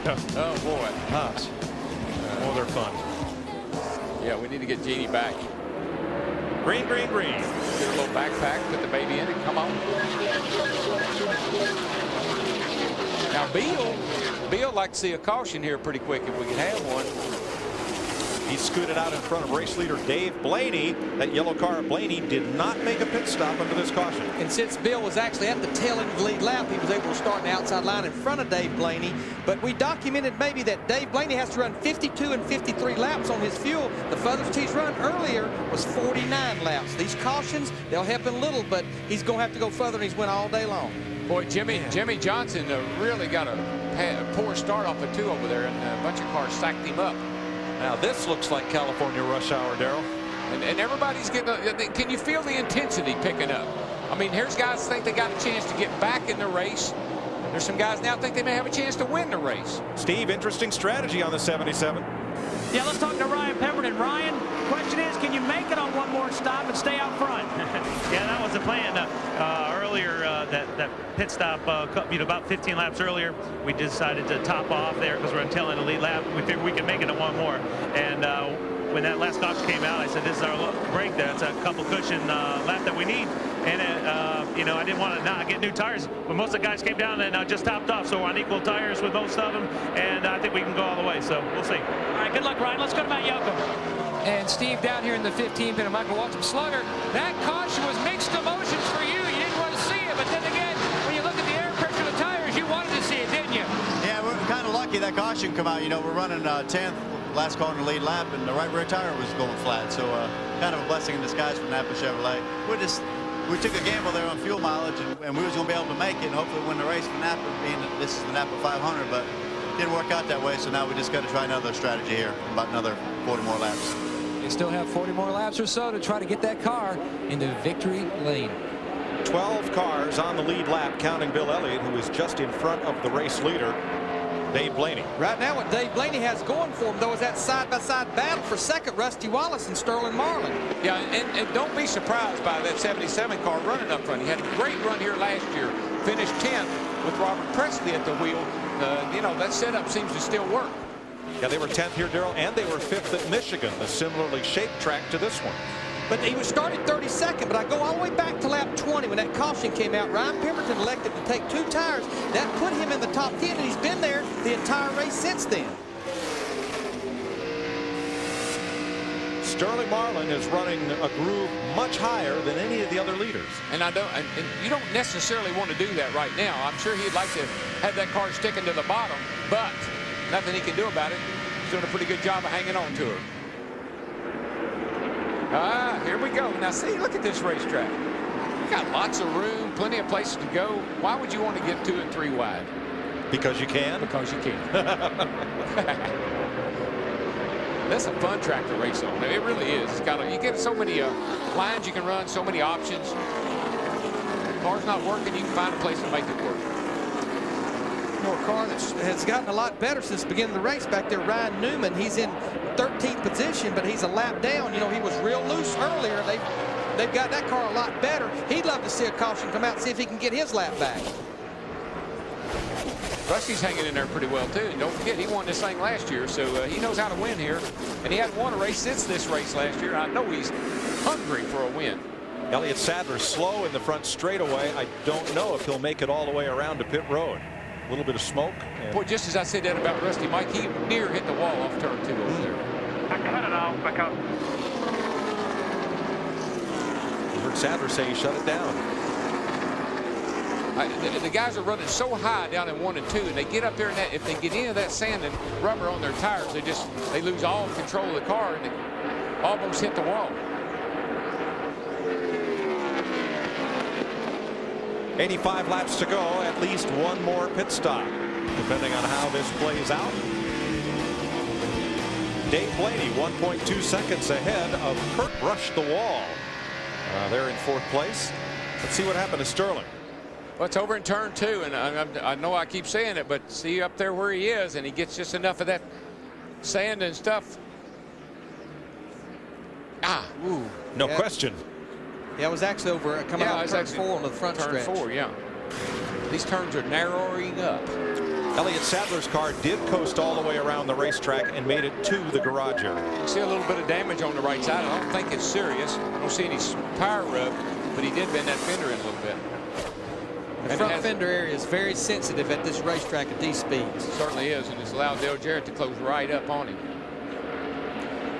Rusty Wallace had just passed Marlin when that happened. Wallace moves up into the 3rd position. He's 3 seconds back of the leader. Rusty, your lap times that last run were really good in comparison to the lead cars. I know it was early in the run, but you were right there. And the car felt really good that time. It was turning good. It wasn't loose or nothing. So remember those air pressures, and let's see if this will work the next time. I love that kind of communication from the crew. I mean, he gives them information, but then they give him some back that helps him make smart decisions as the race unwinds here.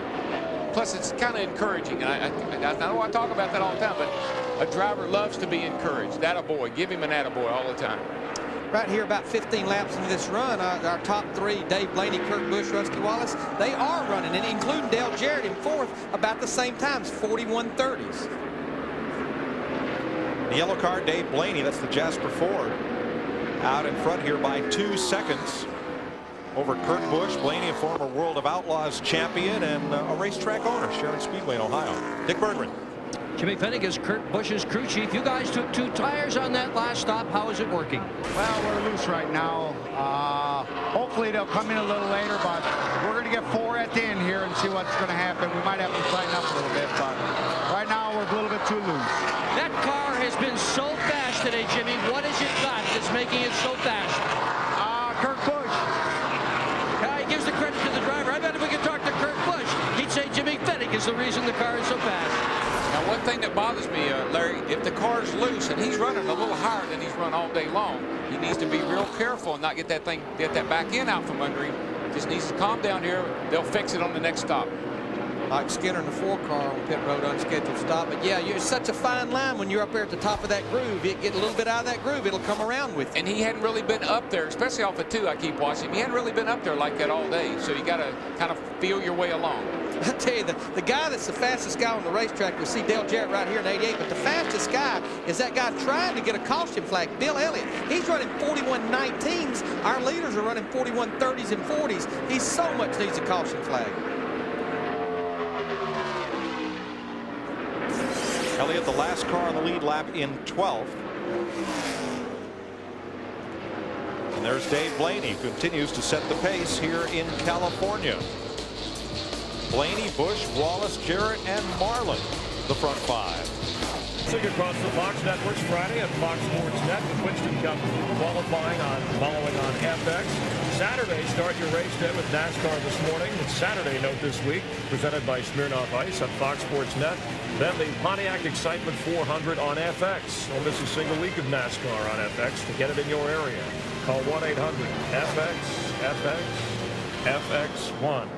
There is Sterling Marlin. Jeff Hammond and I observing in the Hollywood Hotel, battling with the new paint scheme on his Coors Dodge.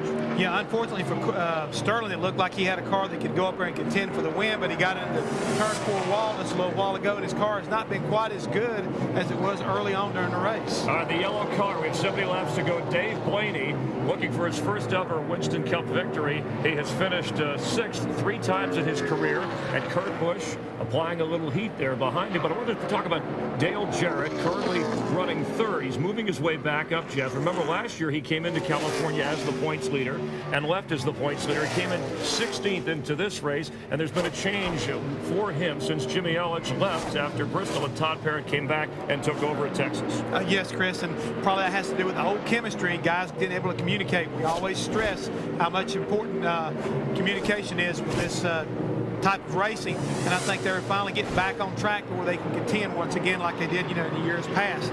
We see right there the 24 car defending champion Jeff Gordon. He too looks like he's starting to find his groove and making his way up toward the front, currently running 5th.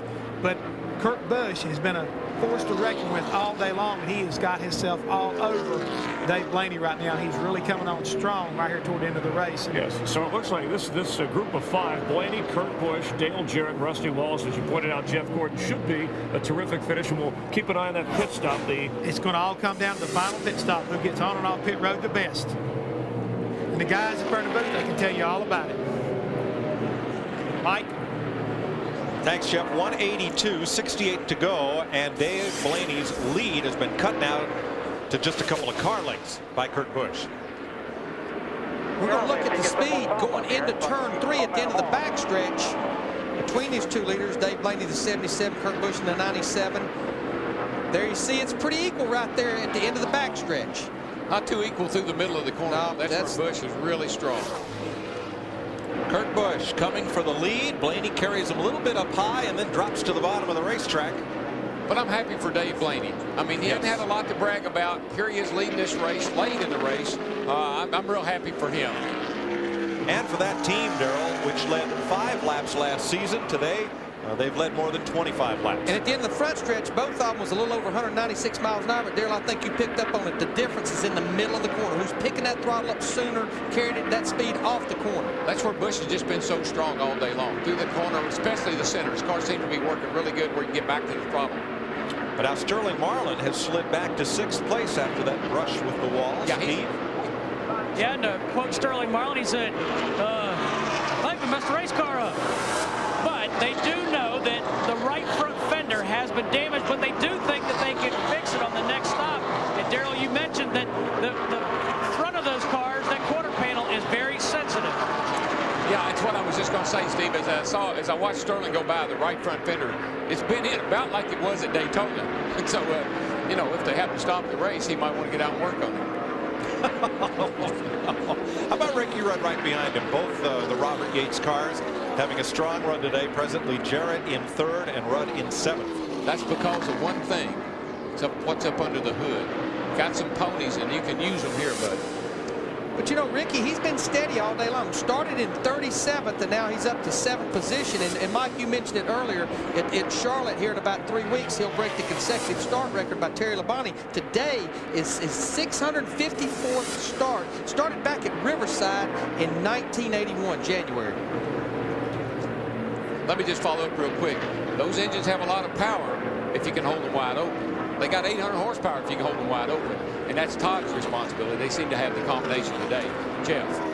Darrell, I just noticed in watching down Sterling's car when you're talking about the right front fender, it almost appears like maybe the right side skirt has also been torn loose on the side of the car. And as Larry will tell you right quick, that can make a big difference. Also, how that car fit, air hits the side of it and keeping the car out of the yaw mode to where it will handle good. Also, if that thing's flopping like that, he's going to lose some downforce as well as side bite when he turns off in the corner. I mean, there's a lot of things that affect downforce front and rear, but those front fenders, I mean, when you talk about front downforce, those front fenders are so sensitive as we talk. And we're going to look at our animation right here. We talk about front and rear. Front downforce is mainly the front end openings and these front fenders. That's what controls the air pressure on the front end. You talk about rear downforce, it's mainly the pressure on that rear spoiler. A lot of other little things like the rocker skirt that affects that downforce, but you want as much in both ends as you can, but it's also a balance, not too much front or not too much rear to complement each other. And I think that's where the Taurus and the Dodge particularly have an advantage over the Chevrolet and the Pontiac is the balance. They can put more pressure on the front and they can equal their cars out better than the Chevrolets and the Pontiacs can. Quickest cars on the racetrack right now are Jeff Gordon in 5th place and Bill Elliott, who has distanced himself from the leader. He's the last car on the lead lap in 12th. There are now just 11. Jeff Gordon picked up a wrapper, a piece of plastic cellophane something, on the grill opening of his Chevrolet. The car started to overheat and he had to pit. And he's not got a whole lot of opening there to stop up anyway. Look at this. There's the wrapper. Look at how they got the grill taped up. That's so you get all that downforce over on the left side over here. Plus, he got a little piece of tape on the right side. That's a really small opening for to keep that car running cool. While he came in, they put 4 tires on it, but he has gone 1 lap down. Kurt Busch, our leader now by 1.8 seconds over Dave Blaney. Dick Bergman. And Kurt Busch had the same problem, Mike Joy. He had a piece of paper on the radiator as well. Water temperature going up. Crew chief Jimmy Fennig told him to tuck in behind one of those lap cars. Get real close. When he did, the piece of paper fell off. Kurt Busch out there. I'll tell you what, he's got the Lucky Charm in his pocket today. He'll be pitting right around lap 200. Say that crew chief's got some spirits. He knows if you get behind another car, it'll take all the air off the nose, and that thing will just fall right off of there. That's a good example of why the car's aero push when you're behind somebody. No air going on your nose. You know, go back to Jeff Gordon. It was a scheduled stop. They just had to do it about 10 or 12 laps early to get that wrapper off the grill. So he'll need a caution flag to get back in sequence. Uh-oh, Jeremy Mayfield might be that flag. This is not what Jeff Gordon needs right here. Guys, who's his teammate? Bill Elliott, the fastest car on the track, trying to get back on the lead lap, out in front of the leader. No, coincidence. Let's go to the garage, guys. If that brake's locked up, it won't move. Caution flag is out. Now earlier, there was a cut down tire on one of the Evernham cars, and they thought there might have been a brake rotor problem. Turned out not to be. There's NASCAR control, and caution is out on the speedway at lap 194. Jeremy Mayfield, the 2000 winner of this race. We had a brake dragging too. Is that why it didn't make it back around? That's I guess because I quit rolling over there. You know, I mean, I shut it off right at the start finish line. Just didn't make it there. It's Ray Evernham and Mayfield talking it over. Joe Nemechek gets his lap back. 26 car. Well, I think he may have been 2 down anyway there. Gets one up back. And as we already documented, Bill Elliott now back on the lead lap.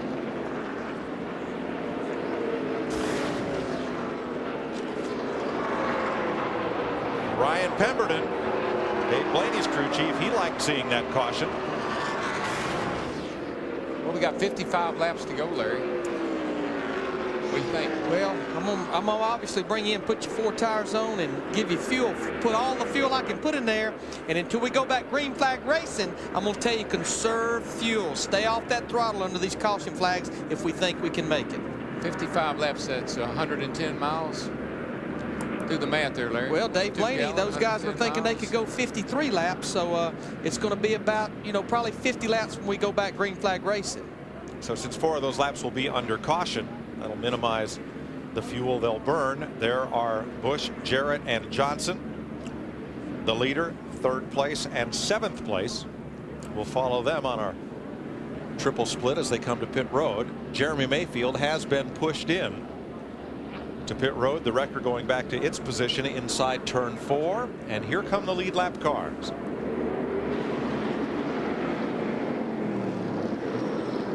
$11 cars on the lead lap. Steve Burns. Big stop for Dave Blaney. He comes down to the attention of Brian Pemberton's crew. They're going to put 4 new skins on the 77 of Dave Blaney. This was a good caution, was a good break for this team. Left side tires going on. Mike Clark is the jackman to Dick Berggren. Kurt Busch's crew ready to put 4 tires on this automobile. The instruction to Doug Newell, the fuel man, pack it full. Get every bit of the fuel in there. They're just a little bit short of making it all the way. To Matt. Dick, the 48 car slid to a stop. They're making a track bar adjustment, a wedge adjustment, and they were going to pull a spring rubber out of the right rear. He said his car was still loose. It's a big race off pit road, and Johnson is finally down and away. That race off pit road started way back. Ricky Rudd came out of his pit dead even with Rusty Wallace, and they were side by side all the way down. But that 28 group, they came in 8th. Looks like they're going to go out 3rd. They got the job done on pit road. That 88 crowd's been doing pretty darn good, too. They've won the race off pit road twice now. There's the pictures that tell the tale. Jarrett, Busch, Rudd, Wallace getting off pit road. 54 laps to go. NASCAR on Fox, a reality for you folks. Thanks for your support. We're fixing to set up for another winner here. We got 100 miles to go. You've got Jeff Gordon, who did not pit on the tail end of the lead lap, out in front of race leader Dale Jarrett for this restart. 5 drivers came in and topped off, Larry. Yeah, Mark Martin, Jeff Green, Michael Waltrip, Sterling Marlin, and Bill Elliott here with 52 laps to go. Get the green flag with 51 to go. Remember, Jeff Gordon was in on lap 188. His strategy right now is just try to get that lap back. He can't go the distance. Squeeze play out of turn 2. Boy, and Busch is there. He's going up the outside. 4 wide. Going around the Dale Jarrett. Johnny Benson went to the bottom, took him 4 abreast. Well, that worked out great for Kurt Busch, though. Opened the door for him, and through he went. And that's time and time again, as we've seen, whoever gets out front is pretty hard to beat. Oh, look out here, kid. Don't be messing with those lap cars. See Robbie Gordon in the 31 car. He's out there a lap down. Now he's on the tail end of the lead lap. He wants to see a caution flag just like Johnny Benson and Now, Jeff Gordon. look at Dale Jarrett. He says, look, kid, I can show you how to do that. You got me the last time, I get you this time. Straight up the middle, Jarrett. Well, those lap cars are really confusing the issue here. You know, they're Look at Ricky Rudd down on the inside. Right on the bottom. This is what they came to see today. Boys, this is what you call showtime. Dick Berggren in Jarrett's pit. With his crew chief, Todd Parrott, have you got enough gas to make it all the way? Unfortunately, no, we don't. We're going to be about 2 laps short. I just told him run as hard as you can. That's what it looks like he's doing. So maybe we'll get some cautions and we can make it all the way. Right now, no, but we got a great race car. Yeah, they do, with a whole lot of horsepower under the hood. To Steve Byrne. Thanks, Dick. Ryan Pemberton, we just heard Todd Parrott say they cannot make it the rest of the way. Can your team make it? It's possible. Everything would have to line up just right. We'd have to get real good fuel mileage right here. I mean, it's going to be real close. It's going to be within a lap for us. I told Dave and let him know what he needs to be doing, and if he uses it a little bit to his advantage, I think we can make it. So I'll keep our fingers crossed. Good luck to Matt Yoakum. Jimmie Johnson looking for his first win as a Winston Cup driver. Chad Knaus' crew chief looking for his first career win as a crew chief. Chad, how close are you going to be? Right now, it looks like we're sitting between 8 to 10 laps short. Our fuel mileage isn't the best. Jimmy's pretty aggressive with the throttle, as we know, so our fuel mileage isn't real good. We may not have made the right choice on gears, so we're kind of hoping for a late race caution. If not, maybe a gas and go or 2 tires and fuel here at the end. Meanwhile, the 15 car Michael Waltrip came back in, although they knew they could go the distance without having to stop for fuel. They came back in just as an insurance policy. To Dick. We're going to check with Jimmy Fenning. Can Kurt Busch make it on fuel? It's going to be close. We're probably 1 lap short. I don't know. We're going to stick around and draft a little bit to see what happens. So you need some caution laps. You need some caution flags. Well, if we had 1 caution, we'd make it then. Okay, good luck. I can't remember a day when Jimmie Fanning didn't say it's going to be close. They're trained. They go to that crew chief school and learn all that stuff. Well, we got a battle for 4th here. Rusty Wallace in the 2 car. Dave Blaney in that 77 car. But you know, Darrell, Ryan Pemberton, if Dave Blaney's trying to conserve fuel, that's hard to do when you're racing in this big water car. What you do, you roll out that throttle a little earlier and get back to it just a little later off the corner. Just a little bit each in for 50-something laps. Oh, yeah, once you tell that driver, get me a couple of laps, I mean, you can do it. You just got to back out a little early. Don't turn that thing all the way up to $9 grand. Back off every little early and squeeze.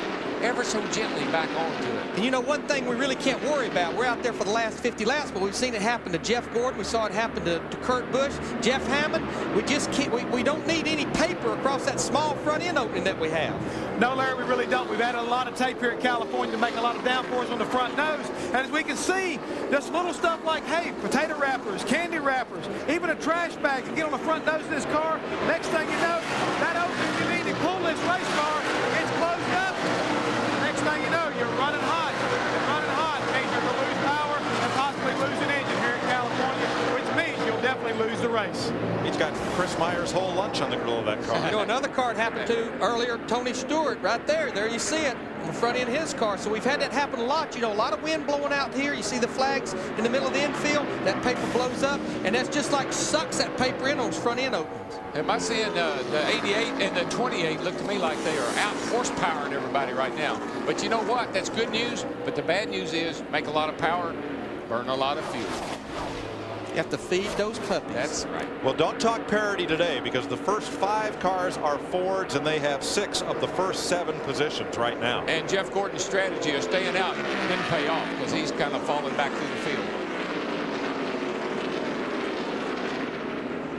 Jimmie Johnson gains a spot, moves to 5th on Rusty Wallace. Robert Yates' cars have never won here, but his cars have won 5 times at the similarly shaped 2-mile oval at Michigan. Dick Berggren. Steve Park's front tire changer, Kelly Kellis, is on the ground. He has twisted his knee on that last pit stop. They've got his knee wrapped up in ice, and he is preparing to leave the scene. That car out front there, folks, Johnny Benson, he's a lap down, trying to hang on to the lead lap. Doing a pretty darn good job of it, but I believe these Fords are going to eat him up here in just a second. You know, we heard Chad Knaus, Jimmie Johnson's crew chief, talk about maybe they pulled the wrong gear. He was running as few laps as anybody, only 46 laps earlier, a lower gear, more RPMs. That will use more fuel as well, along with more horsepower. Well, you know, early when he was leading the race, Larry, he'd go by here, and I told you, I think I mentioned the fact that they were turning the heck out of that engine. These cats are all over the place. I'd like to know what the preferred line is, because nobody seems to know. I'm not sure there is a preferred line right now. Johnny Benson's Pontiac trying to stay on the lead lap ahead of that fast fleet of Fords. 42 laps to go. I don't Hound Dog has got itself in the hunt here now, boys. That'll be Blaney. Dave Blaney is right there with those lead cars, and he's a little quicker on the clock. He's running right around the bottom of the racetrack. Everybody else in the middle of 3 and 4, kind of up the second, third group. Blaney right around that bottom.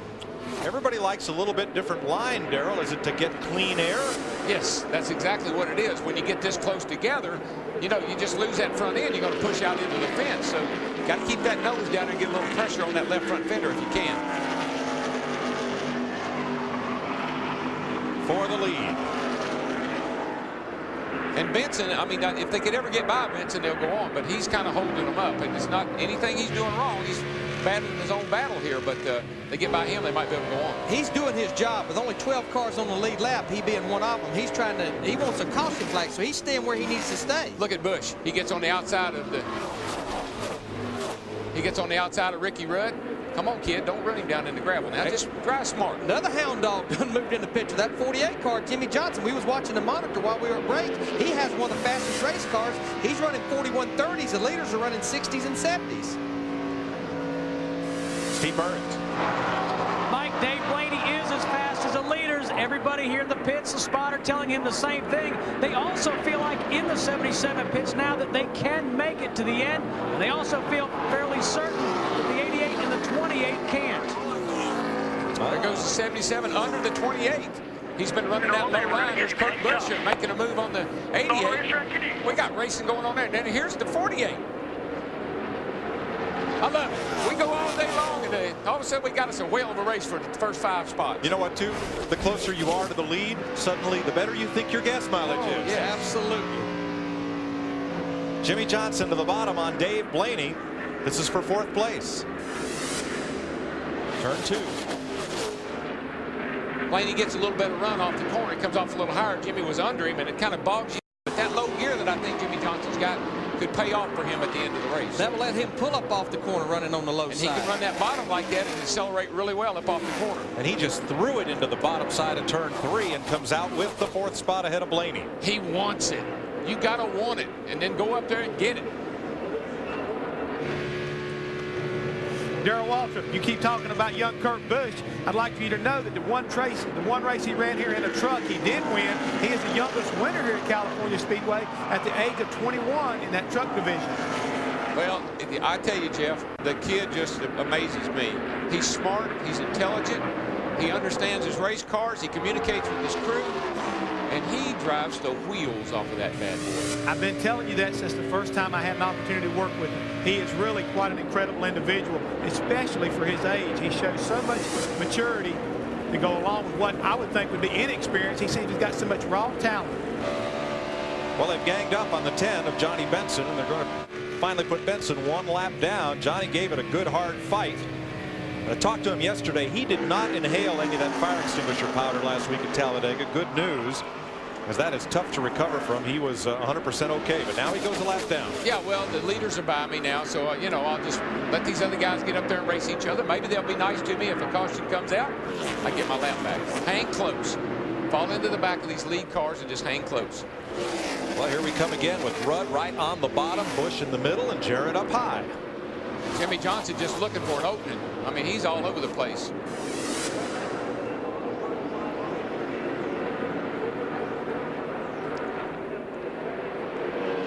Six cars in the garage area. Mayfield, Elliott Sadler, Hut Strickland, Stacy Compton, Shauna Robinson, and Kenny Schrader. 37 cars running. 11 of those on the lead lap.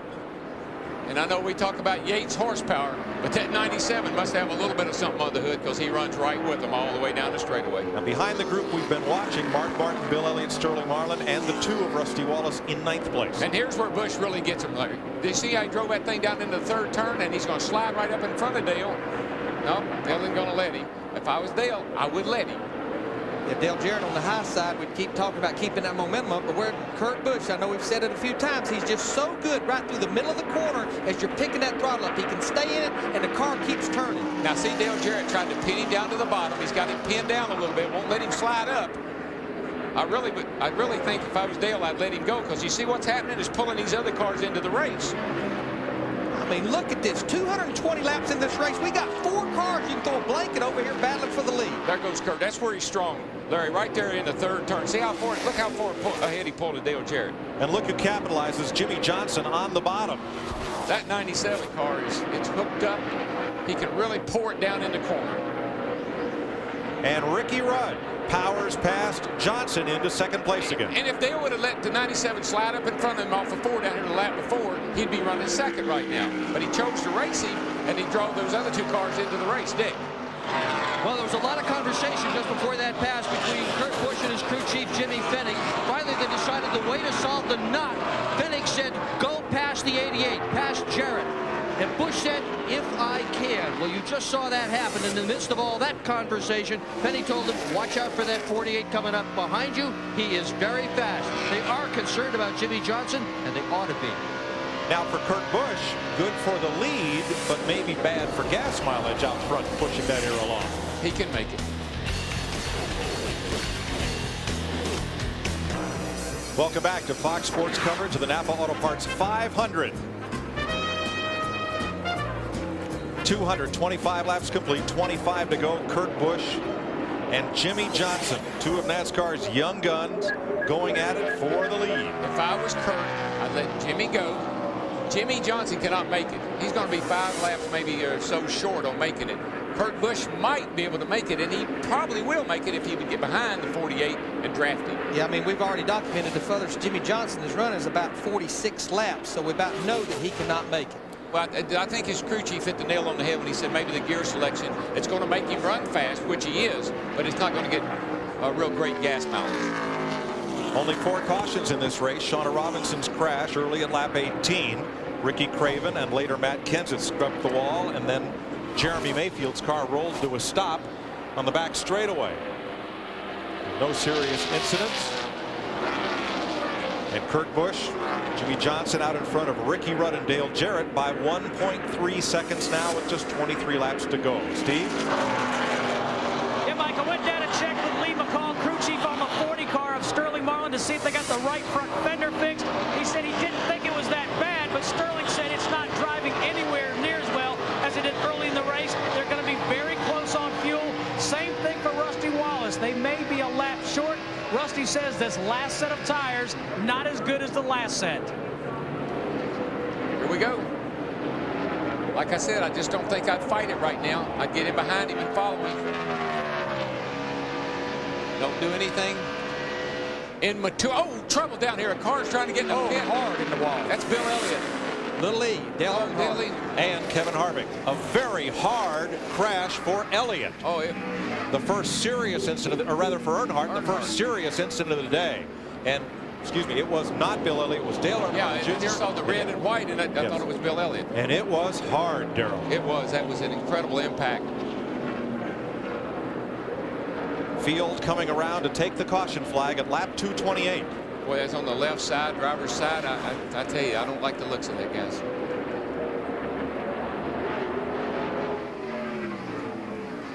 The window net's down. That's a sign we look for, telling the safety workers I'm okay. Yeah, I'm frustrated, but I'm okay. No, guys, he's laying over there, and I mean that's a hard lick. And Kevin Harvick, the second car involved. I think Dale Jr. was trying to get in the pits, and or somebody was. There we go. Almost like maybe Kevin Harvick was slowing down trying to get in the pits. 29 car. Oh, that's it. I'm telling you, that is a brutal hit. It is. Kyle Petty just squeezes through there, has to go to pit road to take evasive action. So does Jeff Gordon. That I don't like the looks of that. All the cars have now taken the caution flag, and rescue workers come to the aid of Harvick and Earnhardt Jr.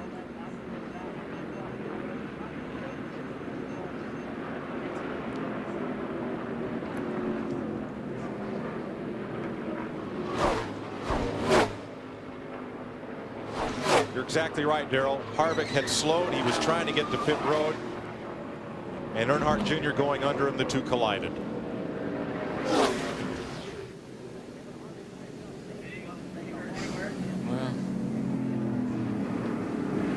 See, he's awake, alert, talking to the rescue personnel. He's I just knocked the breath out of him, I guess. I tell you, they've done such a great job with the inside of these cars and the head and neck restraint systems and everything else. See Kevin Harvick out, his car.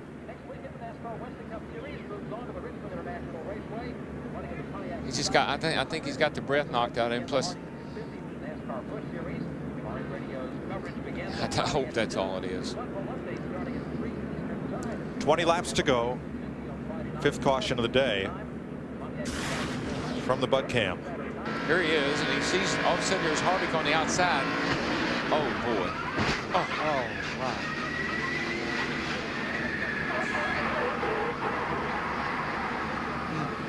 See his hands on the steering wheel.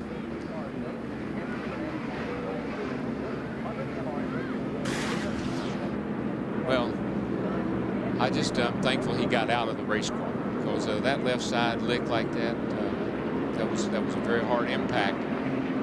Again, I just think it's a tribute to all the things we've learned about the inside of these race cars and how to protect the drivers. We'll get an update on Dale Jr. as soon as we can. It makes the fuel mileage question pretty moot when pit road is open after some of this is cleaned up. Caution for the first serious incident of the day. Kevin Harvick had a tire go down, was trying to gather up his car. Instead, he collected Dale Earnhardt Jr., who pounded hard into the wall. Both drivers got out of their cars.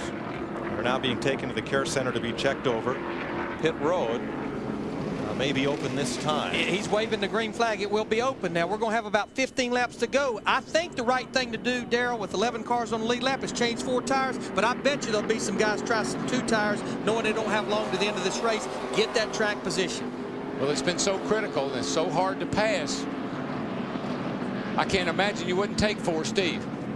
Well, Darrell, the 77 has been going back and forth, debating on 4 versus 2. It seems like the latest thing they're going to do is take 2 tires. Mike Clark, the jack man, gets the 77 up in the air. Right side tires going on for Dave Blaney.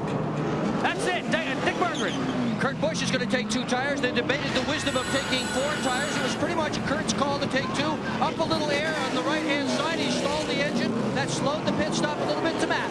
Dick, gas only for Jimmie Johnson. They were going to go with a 2-tire plan, but the Roush cars were going to go for 2 tires.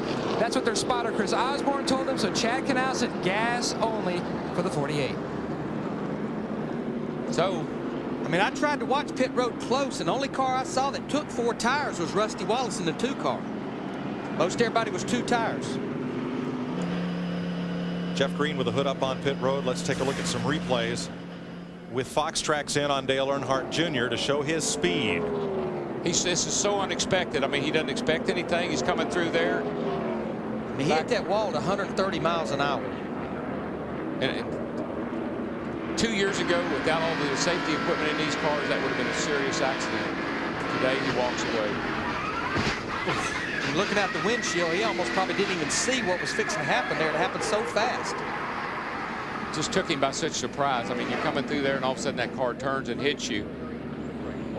Watch its car scrub off speed here from 150. 134 as he impacted the wall.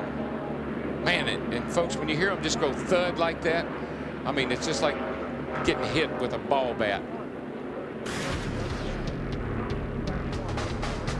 17 laps to go as the lap down cars make pit stops. We'll be right back to California. Left rear tire going in turn 3, and about the last save I had to make, I hit the dang 8 car and he hit the wall. I think he's all right though. Just glad everybody's okay. All right, thanks, Kevin. They're about to go green, guys. Bill Elliott did not stop under this caution, and he is the race leader. He didn't stop. The 48 stop, took no tires. Ricky Rudd, Kurt Busch, they took 2 right side tires. The 48 car could be the friend that the 9 needs because they're on equal tires. It wasn't that many laps to go. Bill Elliott was a lap down. Now he's leading this race with 14 laps to go. And on the inside, that chartreuse car is Greg Biffle, who is up to 12th in his first ever Winston Cup start. Kurt Busch didn't get a great restart there compared to the other guys. Maybe he's laying back and get a run off of 2 over here. Whoa. Boy, Jimmie Johnson got a run off the middle of 1 and 2. Bill Elliott didn't get no run at all. He's going to lose several positions on the backstretch. Jimmie Johnson, he has the lead at the end of the backstretch. Here comes Rudd and Busch on Elliott. These young drivers, Kurt Busch and Jimmie Johnson, they got to be smart here now. Use your heads. Got plenty of time. The thing that Kurt Busch has to worry about, he took 2 tires earlier, took him a few laps to get going. Sometimes those 2 tires don't match up good with the 2 hot ones you already got on there, so it takes a lap or 2 for things to come in. Greg Biffle trying to get back on the lead lap, number 16, against Johnson, who's going for his first win and only his 13th career Winston Cup start.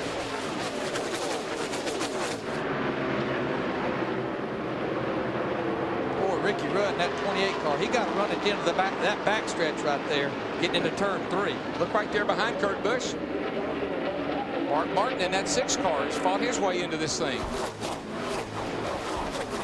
Now what Busch does not need is to have to race Bill Elliott here. He needs to get on by him if he's going to have a chance to win this race, because Jimmie Johnson's going to get a big lead on him if he doesn't watch out. Whoa, Busch got into the side of Bill going into 3, or into 1, I'm sorry. And here comes Mark Martin underneath him. And here comes the 6 down on the bottom. Kurt Busch did a great save getting down into turn 1. He was alongside of Bill. And, whoo. Martin could not capitalize and falls in line behind Elliott. He was probably waiting to see where Busch was going to end up, because it looked like he was going to wreck there for just a second. Biffle in the 16 car, he moved to the high side right there, let Jimmie Johnson in front of him. Ricky Rudd's going to be right on the rear bumper. Jimmie Johnson, they're going to be side by side almost at the start-finish line. Rudd will fall back in behind, getting into turn 1. Rudd's going to be hard to beat. He got 2 right side tires. He's going to be the man to beat. Kurt Busch is going to win this race. I believe he's going to have to drive around the 28. Jimmie Johnson got gas only, but he's got the lead with 11 laps to go. You know, how many times have we seen this happen on this new series of Goodyear tires? 2 tires, no tires, you never know what's the right strategy. Saw Kurt Busch just go by the 16 car. He pulled over and let him go. It's like Jimmie Johnson beat Rudd getting into turn 3, maybe drove it in a little too deep, paid the price a little bit on the exit of turn 4. 10 laps to go. 10 laps to go. For an update on Dale Earnhardt Jr., here's Steve. Well, Mike, the latest that we've heard is that Dale Earnhardt Jr. should be okay. They're going to hold him for some more observation. The moment we hear something, we'll pass it along to you. Thanks. Kurt Busch is there, guys. He barely makes up time through the. I tell you, that car is handling so good. And where Jimmie Johnson is so strong is off of turn 2. But remember, we've been talking about that lower gear pulls him off turn 2. He actually pulled Rudd on the exit of turn 2. Kurt Busch gets in. I think Kurt's got it. I think he's got a shot at it. He's just really handling good. His 2 tires look like they're coming in now, and the car's working pretty good for him. He can really pour that thing down in the corner. Watch him right through the center of the corner here. Hey guys, just watching Kurt Busch's lap times. He ran the fastest lap of his race today on lap 240, so I think he's good to go. He's coming. Yeah, I think all he needs is for that air pressure to come up in those right side tires to match up with the lefts that he had on, and he's gonna be all right. Catching them is one thing, though. We've seen it time and time again. Passing them is something else. And he caught Rudd in a hurry, but he's kind of stalemated behind him there. 8 laps to go this time. Darrell, last week at Talladega, you could catch the leader, but aerodynamically you couldn't pass him. Why is this place different? Well, here it's all about handling and just putting the throttle to the floor. If you can get back in the gas, hold it wide open like Busch is doing right here, he's going to get a run up on Ricky Rudd. Talladega, you just hold it wide open all the time. It's all about momentum. Here it's all about timing and get back in the throttle and the car handling. Boy, Rudd beat him so bad down that back straightaway. He's taking advantage of that 800 horsepower he's got under the hood. Busch is a lot better right through the middle of 3 and 4, right on the rear bumper here in turn 4. Whoa. 7 to go. You see what happens when he gets right up on him? The thing takes off with him. That's that dreaded arrow push. I knew he'd say it. 7 laps to go.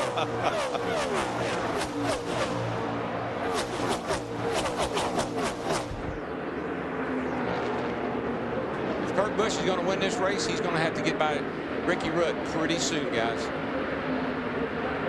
Jimmie Johnson snaking him down the back straightaway, trying to break the draft on Ricky Rudd, the 28 car. Pretty gutsy call to bring that car in, just dump a little fuel in and send it back out. No tires. That's a great call, guys.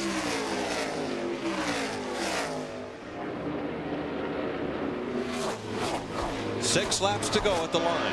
They almost look like that everybody's kind of settled in here and said, look, I can't pass anybody. I better hang on to what I got. And here comes Dale Jarrett. He's going to work his way by Mark Martin as they go down into turn 1. It's a battle for 5th.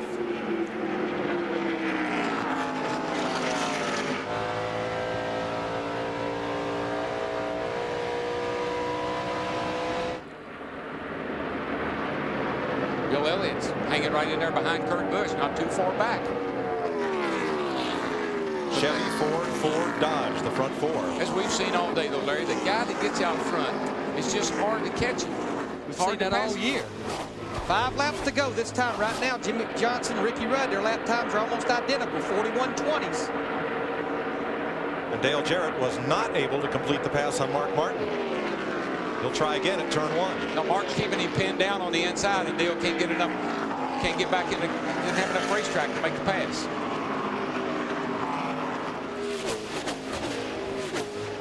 Boy, don't you know Kurt Busch is just, man, what have I got to do?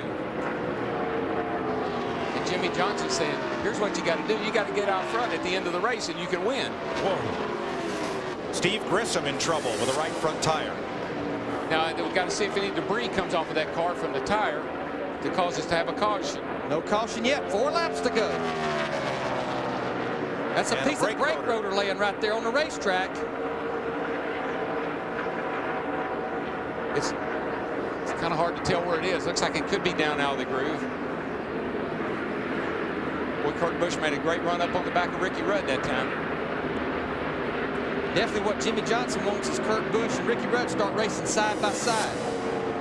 That thing is down out of the way. I don't believe it's going to cause anybody any problem. It's down the inside of the racetrack. And Grissom makes it around safely to pit road. But you know, they've been snaking back and forth down that backstretch. Here comes Busch up under the 28 car. He's got a run on him. They're side by side. 3 laps to go. Boy, you got to be careful, Kurt Busch. You'll be loose on the inside going down in that corner. And Jimmie Johnson, he is loving what he's seeing behind him. I've got 2 of you in my rear view, and the distance is growing. But now this 97 car is doing what it's done all day long. It's just getting better and better on those 2 right side tires. But he's going to run out of laps. He's going to catch Jimmie, but I don't think he can pass him. Going to have to outbrave him, Darrell. Look at him. Look at him. Boy, he made a lot of ground up right there in the middle of 3 and 4. He's driving that thing down in there, I'll tell you that. But he somewhat paid the price on the exit. That's but he's all right. doing what he has to do here right now. He's got 2 more laps. He got 2 more shots at it. And he's going to gain on him down here. He's gained on everybody through the center of the corner all day long. Jimmie Johnson, don't look back now, but when they come by the next time, you're going to have a whole mirror full of 97. Johnson's got that good low gear. He gets up off of 2 really strong. But where Kurt Busch is really good is watch this when they get to turn 3. Here we come down into 3. Now watch Busch close. It's almost like Jimmie Johnson puts the brakes on right there. He gains about 2 or 3 car lengths, but Jimmie Johnson knows where you beat people is off the corner here in Fontana. We'll have the white flag this time. Yeehaw. 2 of the youngest drivers in the field. Rookie and a sophomore fighting for the win. Final lap. And look lined up behind them. 28, 9, 6, 88, 40. All the over 40 veterans. Yes. Jimmie Johnson in his 13th start, going for his first career win and trying to become the 9th different driver to win a Winston Cup race for Rick Hendrick. That thing doesn't quit running on him. He's got it made. We'll watch Kurt Busch drive it off in this end of the corner. Picks up about 3 car lengths. Jimmie Johnson eases back to that throttle. Jimmie Johnson off turn 4, 6th in points, leading rookie on the tour, and he's going to win his 13th start. Here before a hometown crowd of his. What a race. What a strategy. I mean, you got to give Chad a pat on the back, guys, for Pete's sake.